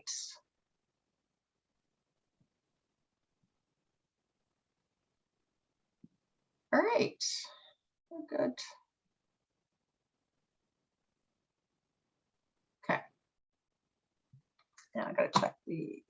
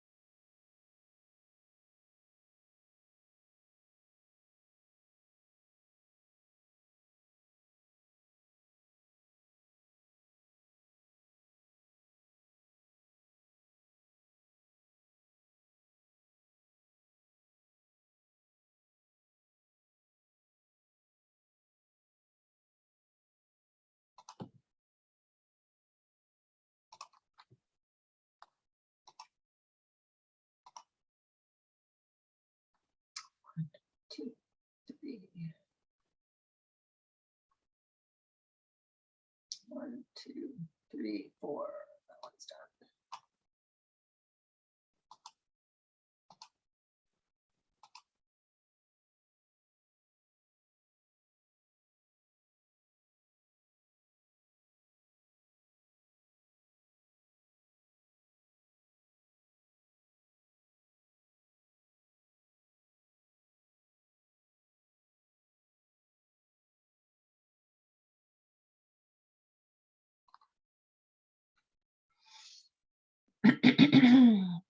Fernanda, you told me that you got a group already, right? I'm pretty sure I saw it here. Yes, you're good. You're good. I see it now.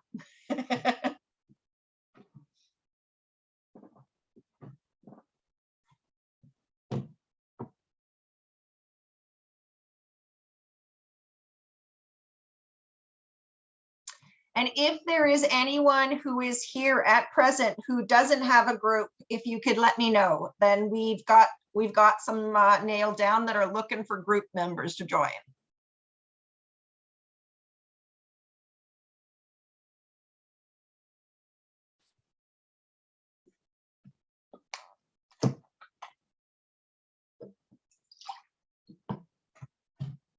I'm just gonna go get some more water while people come back in. I'm just a bit thirsty. I'll be right back.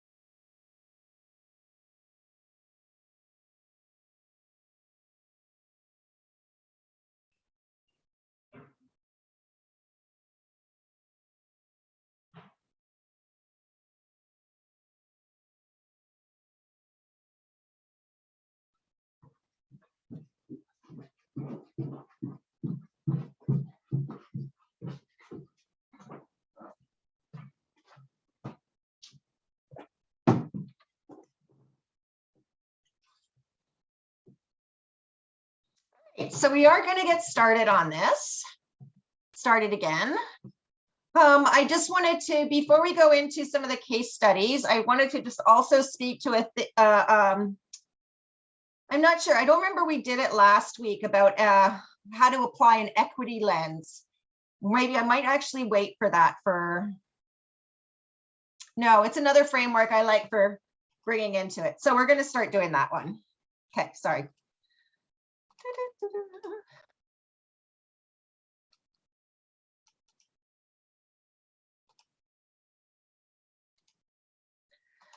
So one of the things, I will share a story on this one, certainly from the perspective, equity lenses, when you look at environmental programs, initiatives that have been taking place, very few of them have ever applied an equity lens to their work. That is changing, thankfully it is changing.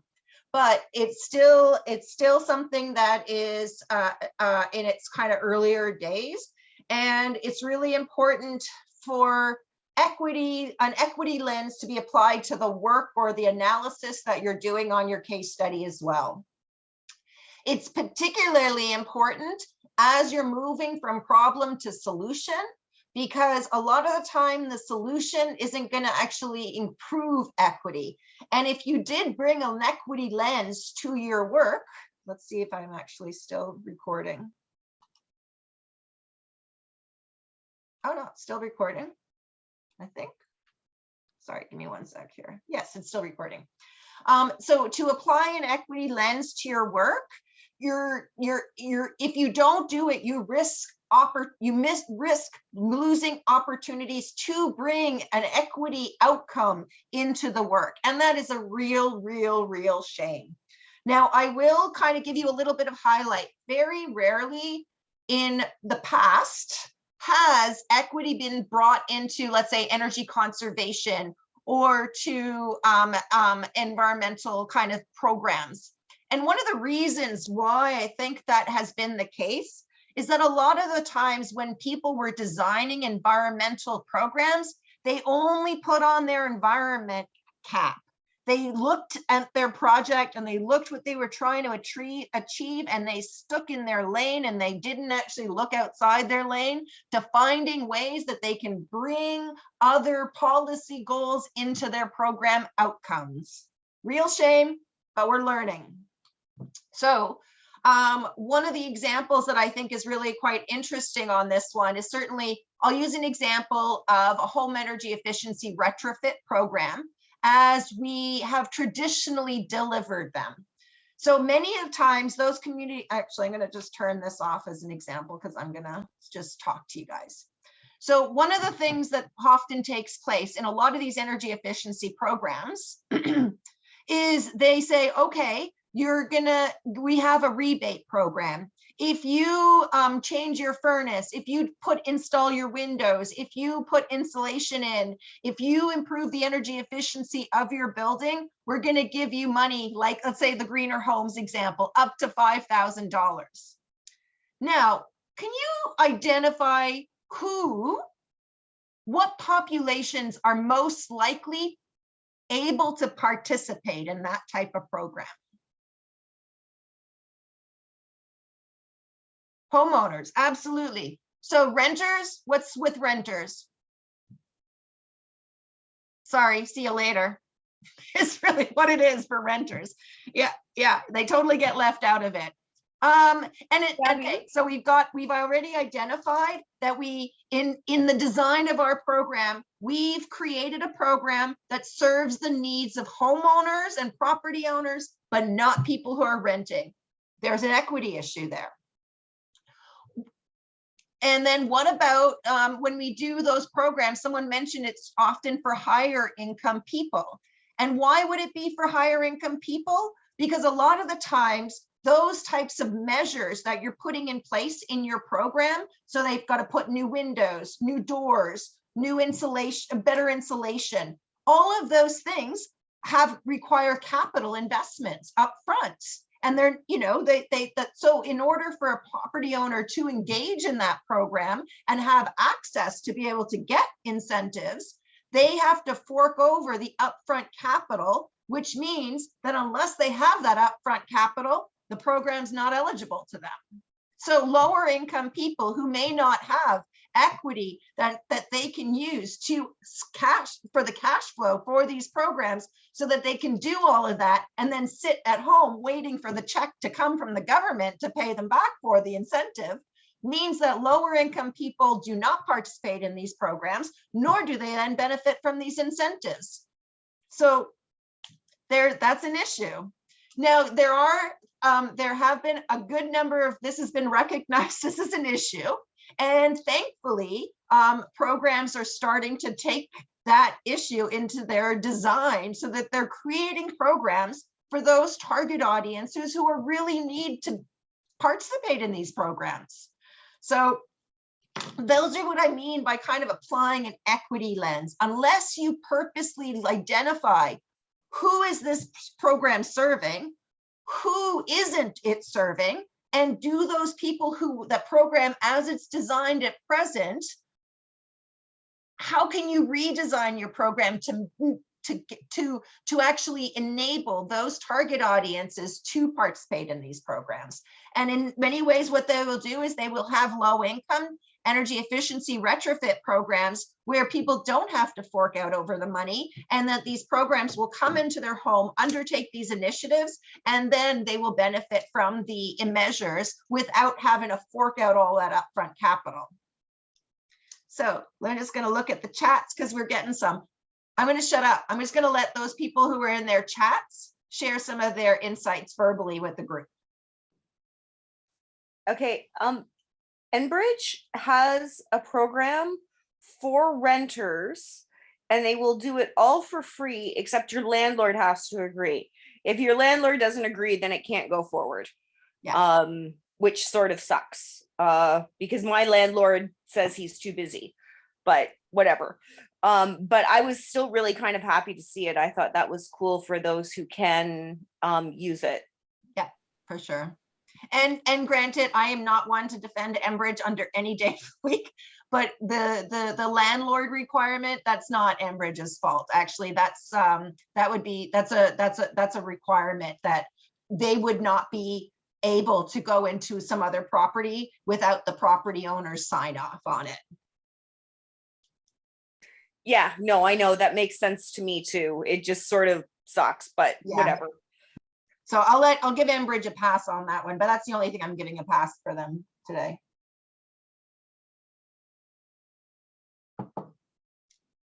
Any other kind of comments that folks want to make on that one?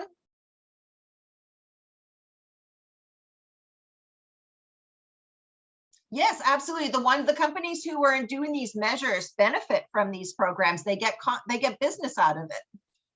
I can assure you, Enbridge is being paid for the program. They're not doing it out of the kindness of their hearts. They were mandated by the government, thou shalt do these energy conservation programs. And Enbridge's like, if we have to. All right. So, oh yes, they do. They most certainly do. So I'm going to go back to sharing my screen. We're going to go back to I just wanted to kind of highlight some of the kind of equity lenses and how you can apply equity lenses to your programs. So the first one, I mean, definitely, there's no doubt about it. Climate equity is a huge thing. Honestly, it's populations who have not created the problem who are going to be the ones who are most affected by the climate change implications. Inherently unfair right from the beginning. So inequity in climate is just baked right in. Like, you cannot, not only is it intergenerational equity issues, there is also across the geography in countries that have created the most amount of GHG emissions and put them into the atmosphere, are causing harm from other populations that certainly did not contribute that much GHGs into the system as a whole. So there's inherent inequities associated with that. Those who are less enriched are the ones who often are the ones who face the most amount of consequences. There are gender implications associated with this. There is definitely far less income and authorities and power in the hands of women in the world than there is in men. That is already inequity, and it's also part of it, but it's going to be exasperating. Climate inequities are going to be exasperating that one. I did want to kind of highlight, it's kind of important to look at different dimensions of equity when you're applying your equity lens to your project. It's a matter of like the procedural. Is everyone informed of the issue? Are they are given all the information that they need? Are they actually giving the information coming back to them? Is it actually all being brought together? And is it each stakeholder is being treated fairly and given the information and the authorities to provide their input in a fair manner? That's one aspect of it. The distributional one is looking at it from kind of like, how can this program right past wrongs and create a little bit more equity across the groups and across the different target populations that are part of this case study. From a structural point of view, in terms of, that kind of like speaks to the decision-making capabilities and who is actually most affected and who is most affected and has the least authority to make decisions, because they're going to be in the weakest position of all your stakeholder groups. Transgenerational, this is huge in terms of climate, huge in terms of climate. So I did want to kind of things like, these are some of the principles that you can bring into your clean energy program design. So, or any type of kind of program that you're designing as you're trying to think about, you're moving from problem to solution, you're going to need to apply an equity lens to better enable your project to be as robust and to meet as many policy goals as it possibly can. So looking at it from the perspective, these are just some kind of highlighting some of the kind of different ways you would look at your case study. You would have to listen to all the different stakeholders and make sure that you have not forgotten any stakeholder that should be part of it, regardless of how much knowledge they have or how much capability they have to engage in the process. You're going to have to partner with trusted or community organizations. It really is, you got to have a hunting and pack team on this one. Recognizing structural racism and how it has helped to create the problem in the first place, how it influences the problem, and how it can be, how you're moving from problem to solution might be able to address it, or at least take it into consideration when it's designing its solution. Reducing efficiency first, what that really means is really focus in on using the least amount of energy as you possibly can before you start moving into finding different ways to create electricity or energy. What it really means is make your building as efficient as possible before you put the PV panels on the roof. Reducing financial burdens, that's really going to be a big important factor for you to bring into your program design in order for your program to actually reach a larger stakeholder group. Don't make it too difficult. That goes for everything on this one. The more complications you do, the more likely you are to fail. Integrate it across other things. Go outside just your regular normal silos as you're creating your programs. Think about how others may be interested, or how they might be, by getting them involved, you might be able to find different ways to serve a variety of different policy goals they're trying to advance. And what I did want to kind of, what I mean beyond carve-outs. Carve-outs are what often happens. It's kind of like the lazy way to bring equity into your program. You have, let's just say, I'm going to just say you have $100 million for your program to do energy efficiency retrofits. Instead of finding a way that lower income people can participate in the program in the same way that everybody else can, what you're going to do is you're going to carve out $10 million for those low income populations. And that's what I mean by carving out. It means I call it the lazy way to bring equity into your program. And what it just means is that you just kind of limited the pot that the lower income populations can participate in. And we can do better than that.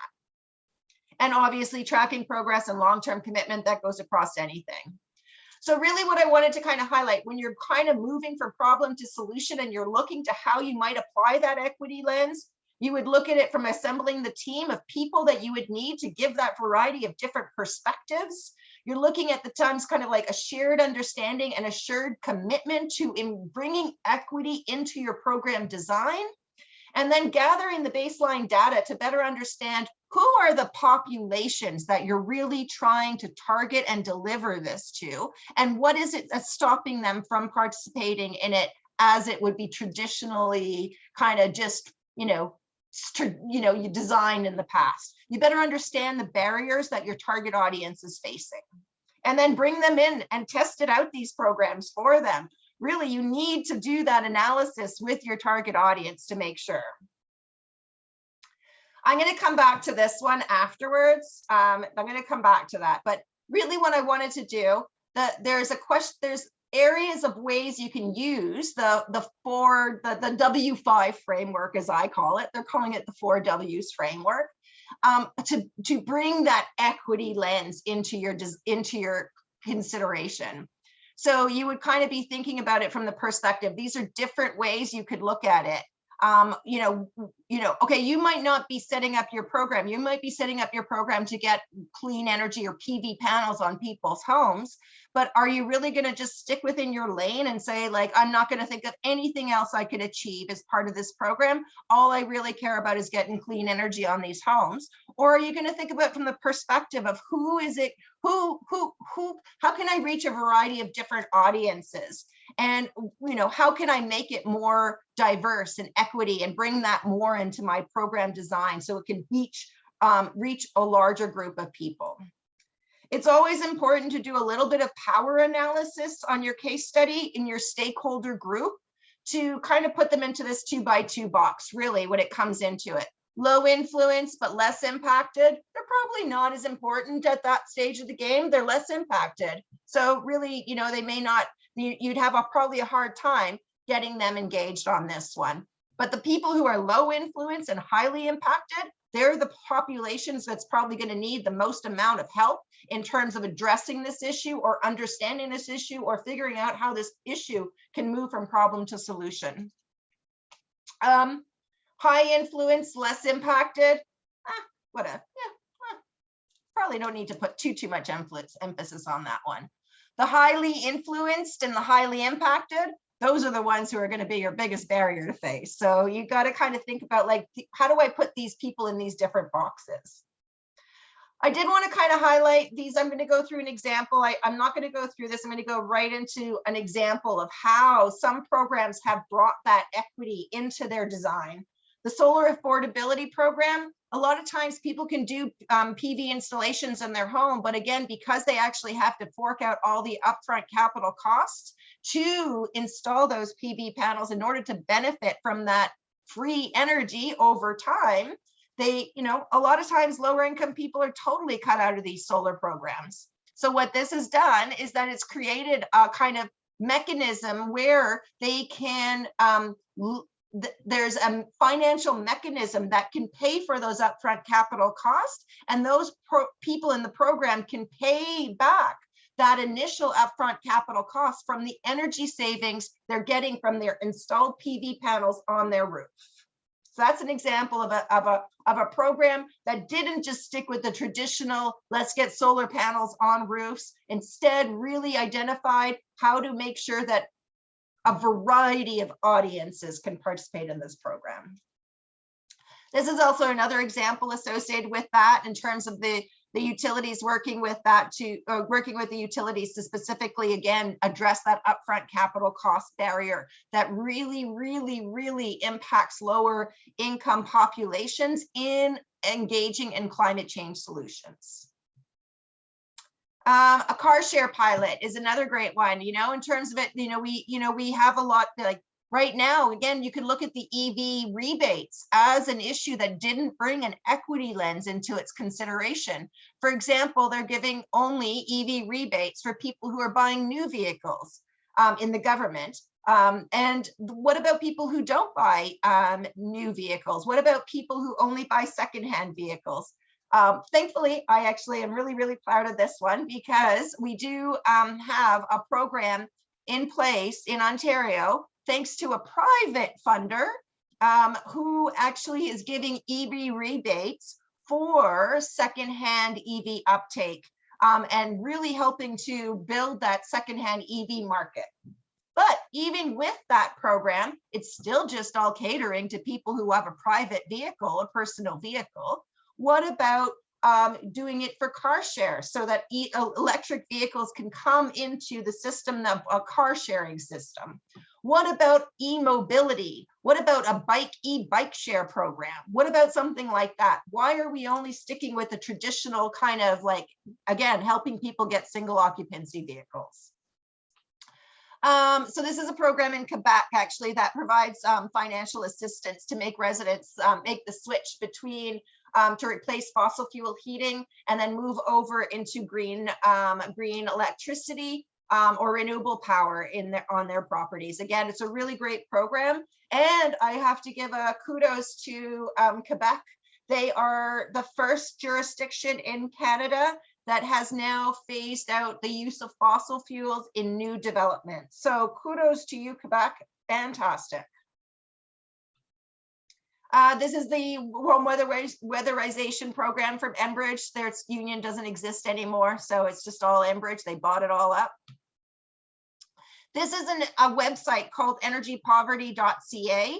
It maps out the populations experiencing energy poverty. And what I'm going to just do is I'm going to just pull up that website right now.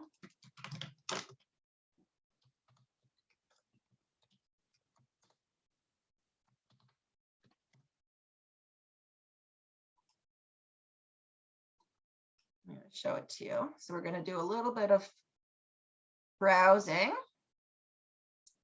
Gives all the description on how it defines energy poverty.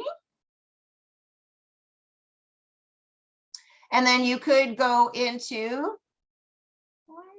There we go. We're gonna go. Ooh, ooh, ooh. Let's go here. So you would just go to the different FSA levels. You can see in this census tract, about 25% of people pay more than 6% of their annual income on energy costs. The less, you can see the lighter colors are less a percentage of the population. You can see as you move into other jurisdictions, you can see that, oh, look at this one here, Kawartha Lakes is about 49% of the population is spending more than 6% of their income on energy as a total of their income. So you can do a little bit. I'm going to put this in the chat so you can do some browsing.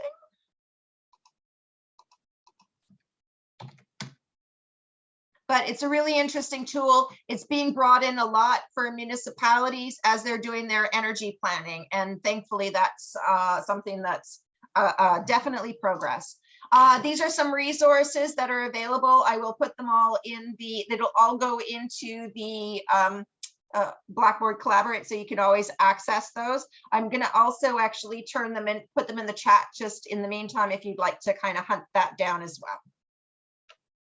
All right. Any questions on steps you could take to apply an equity lens to your programs or to your case studies? This is, I mean, I honestly think it's very, very, very, very important to bring that in, even when you are just focusing in on understanding the problem. But it's really, really important. It's also really important to bring that in when you are moving from problem to solution and applying an equity lens to your possible solution to make sure that it's really not serving a variety of different audiences and not just one particular audience. That's the often the easiest one to get. Any comments, any input that people would like to provide?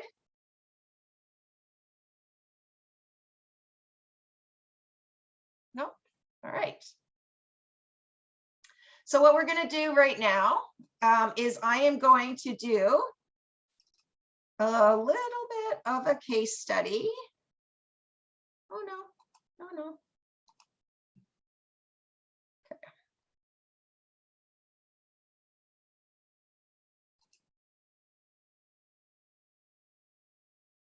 Okay. I'm gonna pull this in. Okay. So we're gonna just get full screen.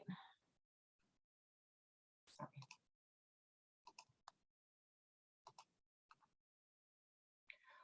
I wanted to share a little bit of the story of the Trans Mountain Pipeline. It is a pipeline that's being built from Alberta to BC. It's slated for being built. I should actually, it still is partly being built, but it's not kind of fun. It's not, no, I'm not saying that it's a done deal or anything like that as far as it goes. We'll still see. There's still some good chances on this one, but it's a pipeline that is planned from Alberta to BC in order to get oil products from Alberta to BC. But why do you think they want to go to BC? They're going to the coast, right? To ship it out to predominantly China? Yep. Yeah, absolutely. So the reason why they want to get to BC is because they want to get their oil to the Asian market. Largely, that's where the market for it is. So they want to try and get it out there. So that's one of the reasons for the rationale for the pipeline. At present, the pipeline actually, they are already getting their oil to the coast and to getting it to Asia. They're just using trains at present for it. So, and they do have a pipeline as well that they can use. It just can't get as much oil as they want to get to the coast. So that's why they want to build this new pipeline that's going to be bigger, and it's going to be getting a lot more of their oil to the coast so that it can get to the market. So keep in mind, that's the first thing to keep in mind. It's not meant to serve the local Canadian market. It's meant to serve overseas market. There's Indigenous groups, environmentalists, and the general public that have been very vocally against the program. The government of Canada has been a big supporter of the program thus far, and in many ways, they despite the fact that they are signatory to the 26 climate agreement, despite the fact that they've made net zero commitments, they are still backing the pipeline. Some of the key players. So the Trans Mountain company that owns the existing pipeline and TMX. Existing pipeline is called the pipeline that Trans Mountain has been operating since 1953. And then there's the Trans Mountain expansion, which is the TMX pipeline that is being proposed. All of the pipeline systems, the pump stations, the terminals, the tankers related to Trans Mountain. There's the Squamish Nation, which is an indigenous band with the reserves and treaty claims in the TMX construction zone. And there's the, I'm going to try it, Watuth. Does anybody know how to pronounce that? Sailor-tooth? Oh, Sailor-tooth. Okay. All right. Cool. That's way better than. All right. Some of the stakeholders to keep in mind on this case study: Trans Mountain Light Pipeline Corporation, the Government of Canada. I should probably also mention the CPP, the Canadian Pension Plan, which has bought some of into the Trans Mountain Pipeline. General public is really, really a key player. They've got to be kept informed on that. Indigenous peoples are really important. This is going through a lot of Indigenous territories, and environmental organizations are the key top stakeholders that at a minimum need to be engaged in this. So where did it all start? Trans Mountain Pipeline was established in 1951, and it's the existing pipeline that's been in place since then. In 2013, Alberta really wanted to get a lot more oil to the coast and started pitching the Trans Mountain pipeline system. It would increase because there's already an existing pipeline. The goal of the new pipeline is to increase the amount of oil that is reaching the coast from 300,000 barrels a day to 890,000 barrels a day. This is the proposed route. You can see where the existing pipeline is, and you can see where the new one is going. Actually, Gabby, we can't see anything if you're trying to share slides. Oh my God, I am so well, we sorry. can see you, but that's it. I did tell you that I was going to be a little bit distracted today, eh? I'm sure a lot of us are, no worries. Okay, I'm going to go back and we're going to go through this all together. Okay, these are the summary of the issue. These are the different, starting to introduce you to the cast of characters. These are some of the key players that wanted to give you some background insight on who they are. These are the key stakeholders that are probably the most important. This is some of the kind of background information associated with this case study in terms of setting the stage for when it started and where it's and the rationale for where it wants to go. This is the proposed route, and in black you can see the exact existing pipeline, and in the blue you can see the proposed pipeline. So really what it's, this kind of speaks to the value that a pipeline would serve from the company's perspective. So you can see they're kind of trying to say that, and this has been a common, oh, I should actually turn this into full view mode. So you can see the difference with regards to how the pipeline speaks to the amount of trucks that would need and the rail cars that would be needed. And while, again, keeping in mind, while it's not meant to serve the local market, it would be bringing in revenue, and you would probably need to address, if that wasn't being sold, what does that mean in terms of the revenue that's being brought in? One of the key things that has always been used in these cases is they only speak to the economic benefits that these projects can achieve. They never really bring those costs into consideration. And that's a lot of the kind of aspects of it. So, okay, it's estimated to bring in $3.7 billion more per year from overseas customers. How much of that would actually go to the government in the terms of our tax coffers?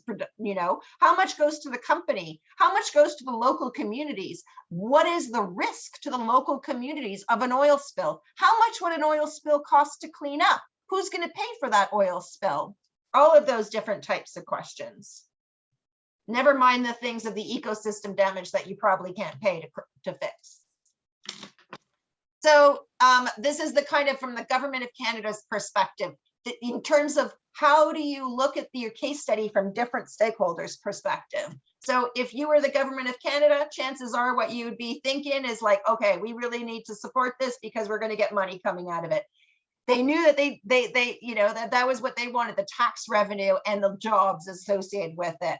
So they weren't getting private investors going into it. So the Canadian Pension Plan bought it at $4.5 billion. It's now Crown Corp. That's resulted because it couldn't get private investors into it. And the estimated cost is, you know, despite the fact it was gone from 5.2 billion to 7.4 billion to 12.6 billion. And the decision is to move ahead is based on job creation, diversifying oil interests, and other political motivations. So these are kind of like, you want to think in the mindset of how your different stakeholders are doing it. And then public opinion, the route will go through environmentally sensitive and densely populated areas. The risk of oil spills does not outweigh the benefits of the Trans Mountain Pipeline. It poses enormous risk to not just the land, but also even beyond the land. When that oil makes it to the coast, it's still got to go through a very, very delicate and vulnerable ecosystem. The Indigenous people. Oh, did I say? Yeah, yes. The Salish Sea. What did I say? I just have a quick question. Yeah. Yeah, it's regarding the pipeline being bought by is it, you said the pension? Yeah, the Canadian Pension Plan. Yeah, is that actually something that is legal? Can Canada, on the behalf of, let's say, the Canada Pension Plan, buy a company in the name of that thing? Well, yeah, they can. Yep. Because I've never heard of it being done. And I mean, I know that we're struggling right now in terms of pension, and they're saying there might not actually be any pension for people that are retiring. Well, keep in mind that it's not just the Trans Mountain Pipeline that is part of the Canadian Pension Plan, but the Canadian Pension Plan is a Crown corporation that is set up to invest all of the funds that the government collects as part of the Canadian Pension Plan program. And the Canadian Pension Plan, you could say, like, the Canadian Pension Plan, it would not be likely to buy something just because the government says. I do believe there's different autonomy between the government and the Canadian Pension Plan. I'm pretty sure that there is. I'm not sure how that all plays out or anything like that, but it is still connected up to the government, though it's not controlled by the government. So yes, it could be that the Canadian Pension Plan would say, you know what, we don't think that's a good investment, we're not going to do it, but they didn't say that. You know what I mean?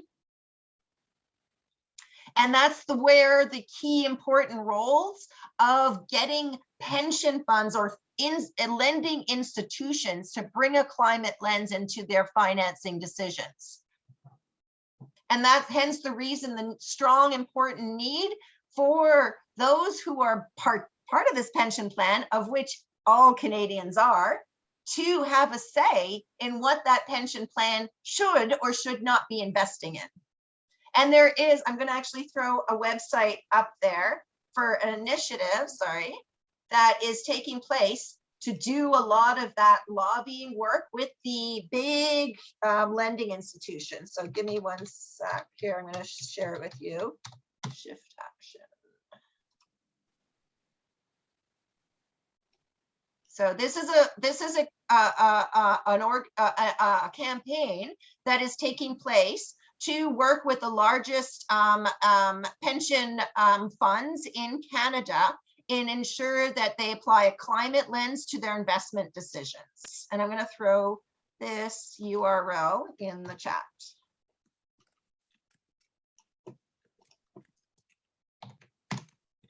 But yes, if, you know, like I personally think that if the CPP had a strong climate lens, it would never invest in this pipeline. Because I don't exactly know how that decision was made with the Trans Mountain Pipeline and CPP, but I would love to, if someone's willing to do that research and come back to us for I would love to learn a little bit more about that. And if you are interested in learning a little bit more about SHIFT and the efforts taking place on the pension fund, just let me know and we can dig into that a little bit more. So these are some of the kind of the issues as it was from the kind of perspective of the Indigenous populations. Really, when it comes down to it, there's a lot of communities that are along that route, as I was showing, a lot to be passing through. So why are environmental groups so upset about this? Really, what it kind of means to it is it's just doubling down on the fossil fuel infrastructure. So that's the first one. From a climate lens, from the climate change perspective, it is absurd for us to be investing in a pipeline that is supposed to be serving a purpose for the next 50 years when we are supposed to be off fossil fuels within the next 10 to 15 years at most to really kind of achieve this goal. So what are you investing in something that's going to be around for 50 years when you're not even supposed to be using it in 15 years time? What's going on? Again, in terms of it, and keep in mind, the existing pipeline as it was built was, again, it still is serving overseas market, but it was still largely built for the local supply to serve Canadian populations. That is not the case on this one. It is a very different perspective. It's meeting it overseas. So even if it is lots of local risk and not a lot of local benefits. And the environmental harms associated with an oil spill in that very, very delicate ecosystems along the pipeline, and especially around the Salish Sea area, is a huge risk. Yes, they did. They went down to the United States, which hence the reason for that one. So you can see where it would be going across the Salish Sea. So systemic issues. One, the fact that we don't take greenhouse gas emissions into consideration as a part of our externalities and costs. And we don't take the environmental cost associated with an oil spill into consideration when we're doing that cost benefit analysis of whether this is something that we really want to invest in. There's been many spills along the existing pipeline. So what kind of that has not been necessarily paid for only from the company that the government has invested in. So again, externalities not being taken into consideration on that cost benefit analysis. There are also a lot of kind of considerations with regards to the impacts it would have on doubling down on forcing Indigenous communities to take infrastructure that they don't agree with. There also are implications associated with the work camps associated with the pipeline, never mind the refineries, but even the pipelines with regards to how it's having an impact on Indigenous communities, particularly women in Indigenous communities. Even more, from the perspective of the tragedy of the commons, a lot of oil sands, you know, all of that kind of abandoned infrastructure that has been created as a result of the fossil fuel industry is another example of the systemic issues that are, again, externalities and how that's not necessarily taking care of the commons in the way we should be taking care of the commons.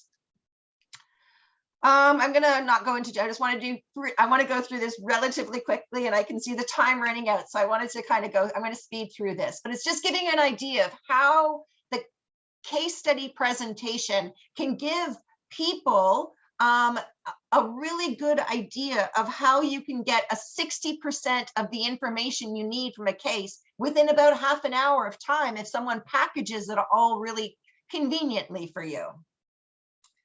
So really when it comes down to it, the who, the why, perceived overseas demand for oil and desire to diversify Canadian markets. Now they are correct. There is a demand at present for overseas demand. But what they're not also taking into consideration is that while that demand is now there, it is unlikely to be the same in 10 years time period. It's very, very, very likely to be the same in 20 years time period. As such, you are building a pipeline that is going to be with us for 50 years, and it's going to take 50 years to pay for that cost associated with that construction of that pipeline, yet you're only supposed to be using it for the next 10 to 15 years.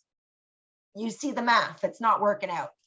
And really when it comes into it in terms of the government of Canada, really it's trying to balance out the benefits to the fossil fuel industry, the jobs created as a part of the fossil fuel, also trying to keep its GHG reduction targets. But you can see from this decision that the fossil fuel industry is stronger in terms of the decision-making authorities and the influence it has over the government than the climate change conversation has. So you can see in your stakeholders who's the one who's wielding a lot more power than others are. So I just want to kind of highlight along these lines. I'm just going to kind of just go a little bit from the just conservation framework, what you're looking at it from the kind of perspective, the distribution of harms and benefits. So the long-term consequences of the TMX is really geared towards achieving the value proposition of the pipeline over a longer period of time. It's serving the goals and the benefits for a small group of people, but the distribution of harms is spread out along a larger group of stakeholders. From the procedure and participation regarding those issues, you see the decisions that the government of Canada needs to make is being heavily influenced by the fossil fuel industry, far more than it is being influenced by the Indigenous and environmental groups as part of that conversation. So it's just giving you a little bit of insight from that perspective of who's got the most sway in the decision making, and how do you address the overemphasis that they might have by building a stronger team behind you. Looking at it from the perspective of inclusive decision-making and how well the TMX decision-making meets that framework of inclusive decision-making. I'm pretty sure you can see that it fails on a number of counts, but it would be really important for you to highlight how is it failing along those counts. Highlighting the unintended consequences. And I want to tell you something there. I've never been a part of an initiative that didn't have unintended consequences. The goal of this is really to try and identify the things that can get impacted even without you even realizing it.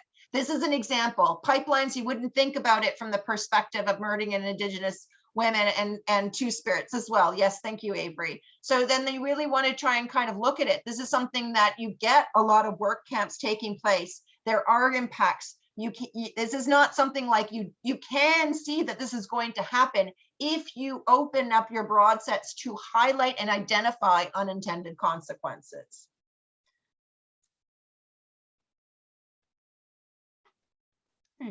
From a social justice, looking at it from a social justice lens, there's certainly that promised jobs have gone to workers from out of province. I mean, you could kind of say like, okay, so the pipeline is going to be, where are the workers coming from? Is it going to, it's going to be benefiting Alberta's economy, but most of the harms are likely to be in the BC economy, like BC communities. So you can see a social justice dimension by those who are benefiting and those who are taking the risks. Certainly we can go into the conversations about economic theory and gross domestic product. I highly encourage everyone to consider how externalities have created the case there, have been a factor that has influenced the problem that you're trying to address. The intergenerational ones, absolutely huge amount of things. You can also you can very clearly identify that chances are the cost of the spills while the companies probably will fork out some money, it certainly will not be enough to cover the true cost associated with the ecological ecosystem damage that is created. And it is likely that Indigenous communities will face consequences that don't get paid by the fossil fuel companies, if you can even pay for some of the damages sort of stuff. So really looking at it from the different perspectives gives you a more robust way of looking at your program. So if you were to move to the problem to solution, what is it that you need to take into consideration? What are the opportunities from you to kind of bring that solution oriented? You could kind of say like, look, honestly, it just is costing too much. It's just too expensive, and it's not going to bring a return on investment that serves the Canadian population. We know that the price of oil is always going to be unstable. All, they go up and down all the time.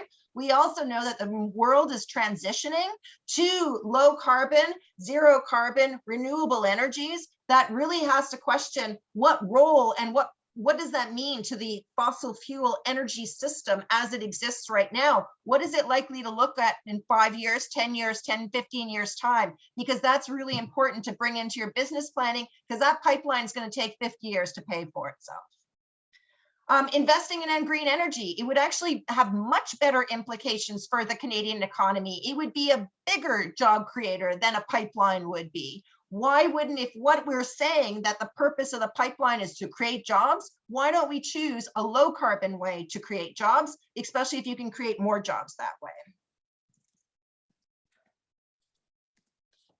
So one of the key things, some of the things I really liked about this case study is they started bringing the cognitive biases into it too. I loved that. I was very, very keen on that one.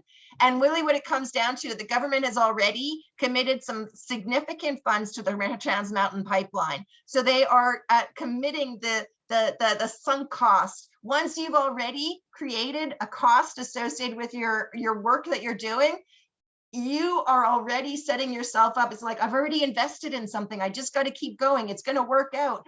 You keep investing in something that's, or you've already sunk effort and cost into it. And it is a cognitive bias where we were much more likely to continue to invest in something we've already invested, even when we know it's probably not going to work out and we shouldn't invest in it. So there is a kind of like key aspects of the balance between the climate commitments and the fossil fuel investments that the Canadian government is making. They are completely incompatible with each other, and that needs to be called out. So that's an example of the Trans Mountain Pipeline. Oh, sorry, Gabe, I didn't even see your hand was up. No, I just put it up. Yeah, I just a slight thought about the sunk cost fallacy is interesting, and I wonder, maybe I'm being a little conspiratorial, but like if that's almost generous, because I wonder about these things if the government of Canada, Trudeau, and whoever is doing it because they're friends with the pipeline creators, or it could be both. I'm just saying, like, is that you can go down that route. I would always kind of question, if you have evidence of that, then that is something that would be extremely valuable to the public. But if you do not have evidence of that, then doing that in some ways will probably undermine your message, because what you're doing now is passing on your opinions as facts. And that when you're doing stakeholder engagement, when you have stakeholders who are passing their opinions on as fact, it will undermine the collective commitment everyone has to it. So you've got to be very careful of stakeholders doing that in your group, but you also have to be extremely careful about you doing that in your group. And we all end up doing it at some point in time. You know what I mean? Mm-hmm. Makes sense. Yeah. Christelle? Yeah. I used to be friends with this person who works in the oil industry, and we're actually currently not speaking because we actually got into a big fight about the pipeline. But one thing, like, I was kind enough to listen to his arguments, and one of them was that when we sell more oil to China to use, it means they're not using coal, and the coal that China uses is more polluting than them using oil. Okay. Yeah. So like it's very good to, again, this is where you get the nuggets of gold. It's very good to hear those perspectives. And I greatly encourage all to kind of have those dialogues so that they can gain that insight from the thinking of different stakeholders. So one of the problems, technically, he has a point that is worth considering. Now you would have to take that point and I get the evidence to see either is that true or is that not true? And I would say that that is not true. And the reason I would say that is because right now at present, no electricity generating station that I know is burnt in China is burning oil. They are not. They are burning coal. So immediately, you know that that oil is not going to be displacing coal because oil is not used for electricity generation. It is way too expensive to use for electricity generation. So that would mean that it can't replace coal because they're not going to be replacing coal for electricity generation with the oil. The oil is going to serve the transportation market at present. Coal is not used in the transportation market. So this is where when you take your data and you break it down, you are in a better position to find where people are passing on something that actually is far more of an opinion than it is a fact. Right. So that's all. So but it was saying, like, we got into a very passionate argument about the whole thing, and honestly, I think the people of Alberta are so entrenched in the oil way of life. It's almost like when you mention it, and he's not even originally from Alberta, he's from Ontario. Yeah, but again, when you kind of think of it, when your income is tied to it, it's very hard for people to see, like, it's a cognitive dissonance. You know what I mean? Well, it is in their best interest not to identify a problem. Yeah, well, no, and they're also used to a very high, it's not just their income. It's not like they're earning a meager income. They're earning a good livelihood. Like, the people in the oil sector are paid very well, and that's no going to matter be a what hard they thing do. for the transition to handle, right? Because it's not like a lot of other sectors will pay you as much as the fossil fuel sector pays you at present. So it does mean that those who are presently in the fossil fuel industry don't have an alternative job sector that pays them as well as the fossil fuel sector is. Now, there are a lot of risks that they face on their day-to-day jobs that high salary is brought into consideration.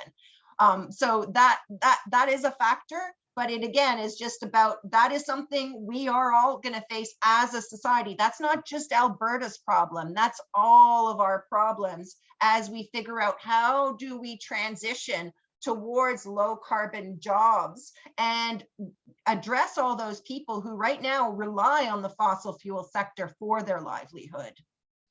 Yeah. But I see that as the biggest problem, because I have never come up against such a brick wall in my entire life. Yeah, it's a huge issue, and while Alberta and Saskatchewan are going to take the brunt of it, it is something that, as far as I'm concerned, all Canadians, we have to figure this out, and we have to develop it. I personally see that if we could, let's say, for example, transition our investments in our economy from the fossil fuel sector to, let's just say, a Canada-wide retrofit program, we have an opportunity that is a huge economic development opportunity, huge job creation opportunity. It also means that you don't actually have as much harms that people are going to be facing as they face in the fossil fuel sector at present. And it would mean that it's very labor intensive. So there's a lot of job creation opportunities.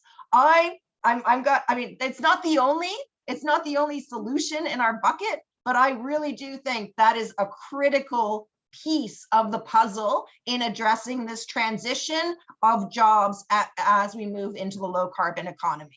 And what about the oil that is done in the East?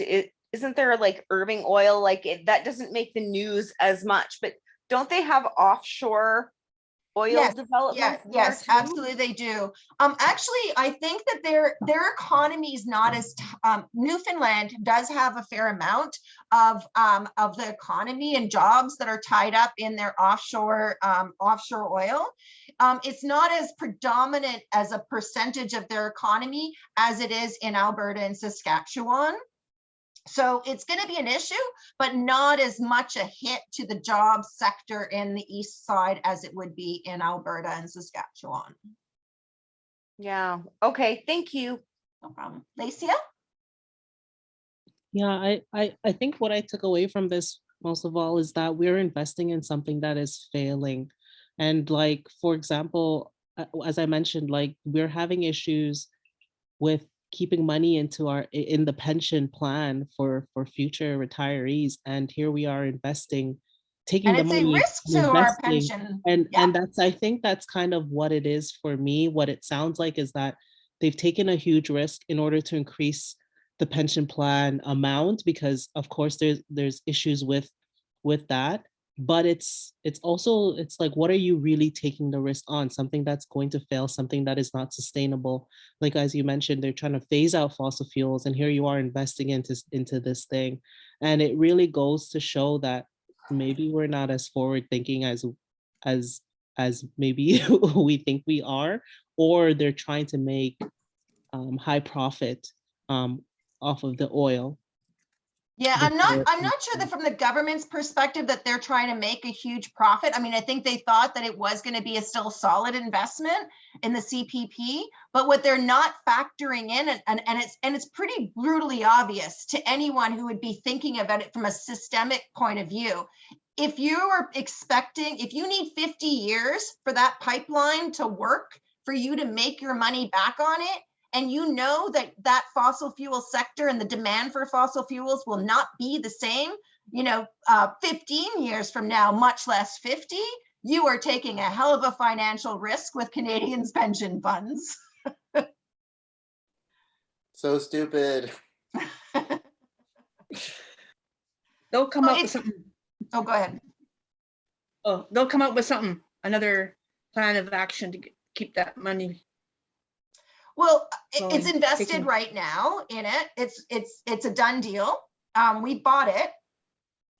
So it's a matter of like, this is where you'll kind of come in. Do we continue to sink in money for this? This is where you get that kind of fallacy of the sunk investment, the cognitive biases that we all have as human beings that you need to bring into your thinking. And we were going to start next week's class. I'm going to kind of give you a little bit of a teaser just before the end of this class, but the next class, we are going to dig in a little bit more to cognitive biases. And I understand that you're kind of like, what? This is an environmental justice class, not a psychology class, but it actually is a psychology class, because you cannot solve environmental problems without getting people involved, and you cannot get people to work together without understanding human psychology. And certainly not group psychology. So there's an element that you got to bring it up, and it's all about how they all interconnect with each other. And I think that's one of the things I see as the next generation on this one. I think it's okay. I'm gonna share a little bit of a thought with you on this one. A lot of people ask a lot of times, like, how do you continue to work in the climate change field? Like, how have you like stayed 20 years in the environmental field and not given up, or and when you really stop and think about it, you have to have an enormous amount of faith in humanity to want to solve these very complicated, entrenched, interactive problems. If you don't have that faith in humanity, you will have a challenge on maintaining your positivity or your state of mind to be able to continue on further. But think about it this way. Okay, first of all, yes, there is no doubt human beings have done some horrible, horrific things. No doubt about it. We all acknowledge that. But we also have to recognize that human beings have done some absolutely friggin' amazing things too. And so you got to weigh those two together. Yes, we've done some horrible things. Yes, we continue to do horrible things, but we also have done some amazing things. We've created the printing press. Oh, I'm going to start one thing, created language. Can you imagine where human society would be if it wasn't for our ability to communicate with each other?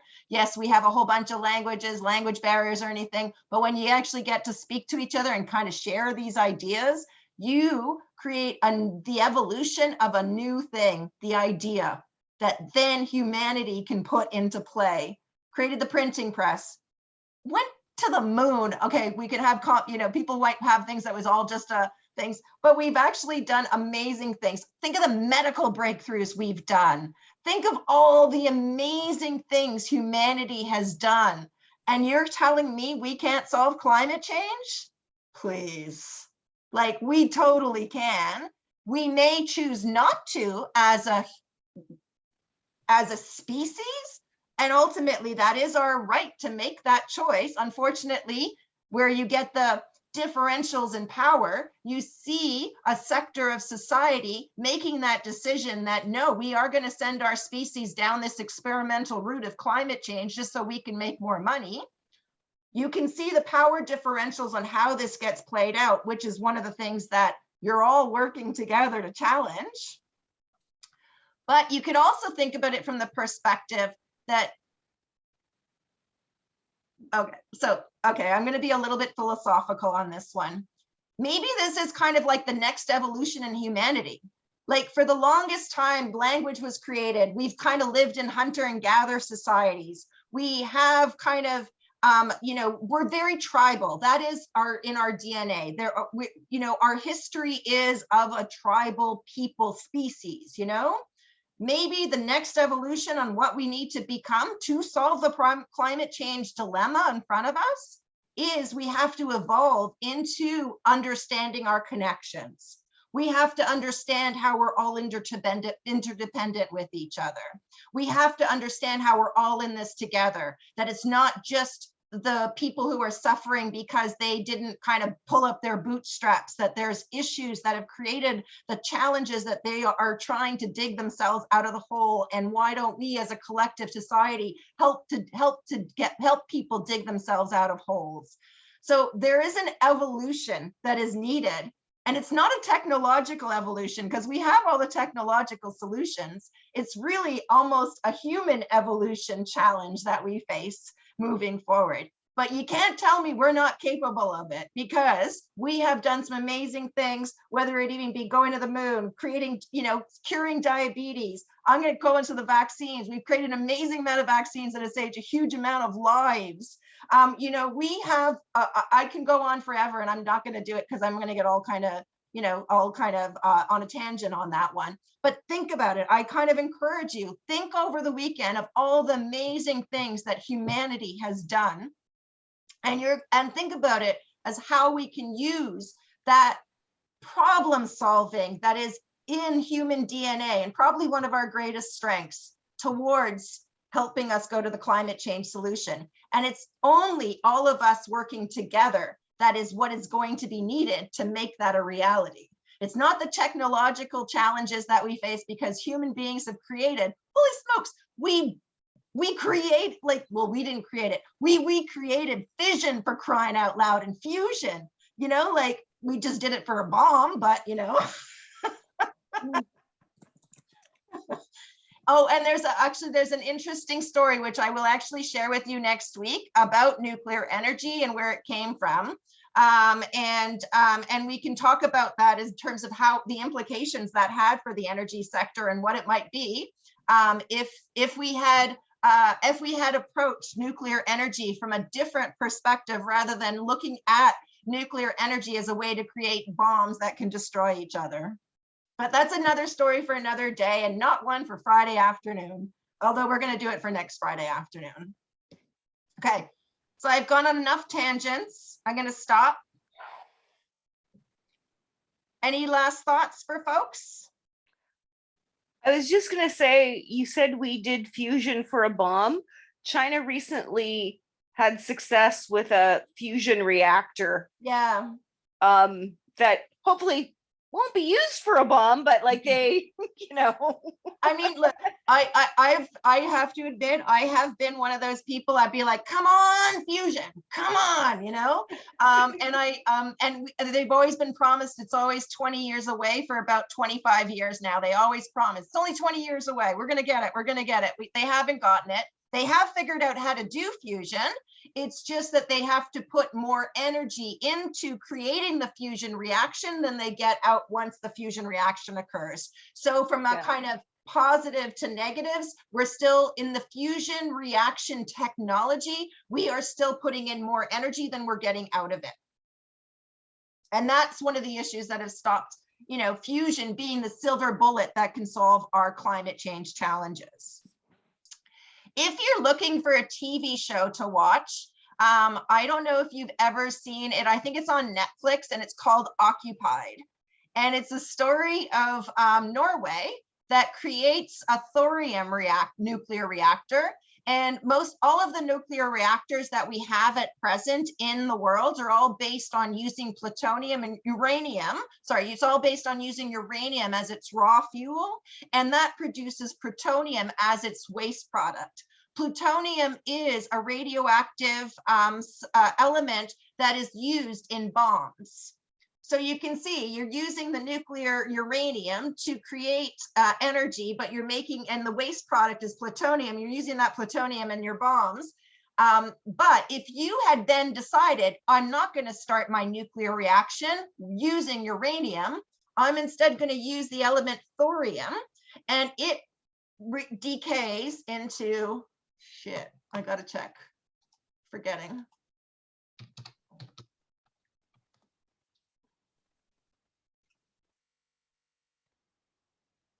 Anyway, the product coming out of a thorium waste reaction, the waste coming out of a thorium reaction is not a radioactive material. It is not available for creating bombs out of it. Hence, the reason we never friggin' invested in thorium is because when we were doing all of our nuclear work, we were doing that nuclear work to create a nuclear bomb, not to create energy. When all of that work was taking place, it was done to create bombs. It was only after the bombs were created that human beings decided, let's try and see if we can use this to generate electricity. But if we had started from the mindset of thinking, let's figure out how to use nuclear reactions to generate electricity, we never would have chosen uranium as the raw fuel that goes into our nuclear reactions. We would have used thorium, because then the waste product would not have been radioactive. And I, you know, there's a whole bunch of things, but anyway, I tangent.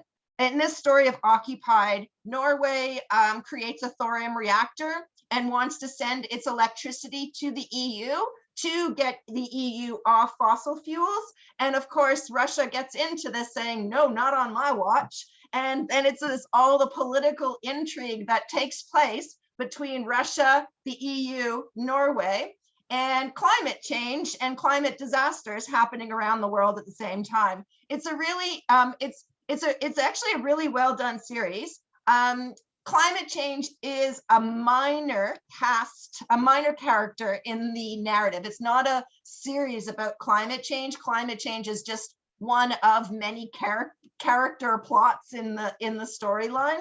But you can definitely, as you're watching, you can definitely relate and say, oh yeah, I could see how that could happen. So if you are looking for a new series to watch, you can, I would highly recommend Occupied, not only just for the environmental kind of part of it, but also how that environment plays into geopolitical issues. Okay, so sorry, I get on another tangent and it's still dark on here. Oh, okay, all right, sorry about that. So I hope everybody has a really great week. I hope you found this topic interesting today. And if you don't yet have a group, but you would like to start doing some discussions on that, I will stay later so that we can finalize up the discussions. And then I will be sending out an email for people who still do not have a group to find out what they're doing to get that all finalized. And if anybody has any questions in the meantime for assignment number 2, please do send me an email. Let me know. I'm going to do the exact same thing as an FAQ so that everybody can see all the questions getting asked and you can see the responses going out with regards to assignment number 2. Thanks, everyone, and have a great week. Thank you, Gabby. Take care. Thanks. Thank you. Thank you, Gabby. Have a nice weekend. Have a good one. Thanks. Bye now.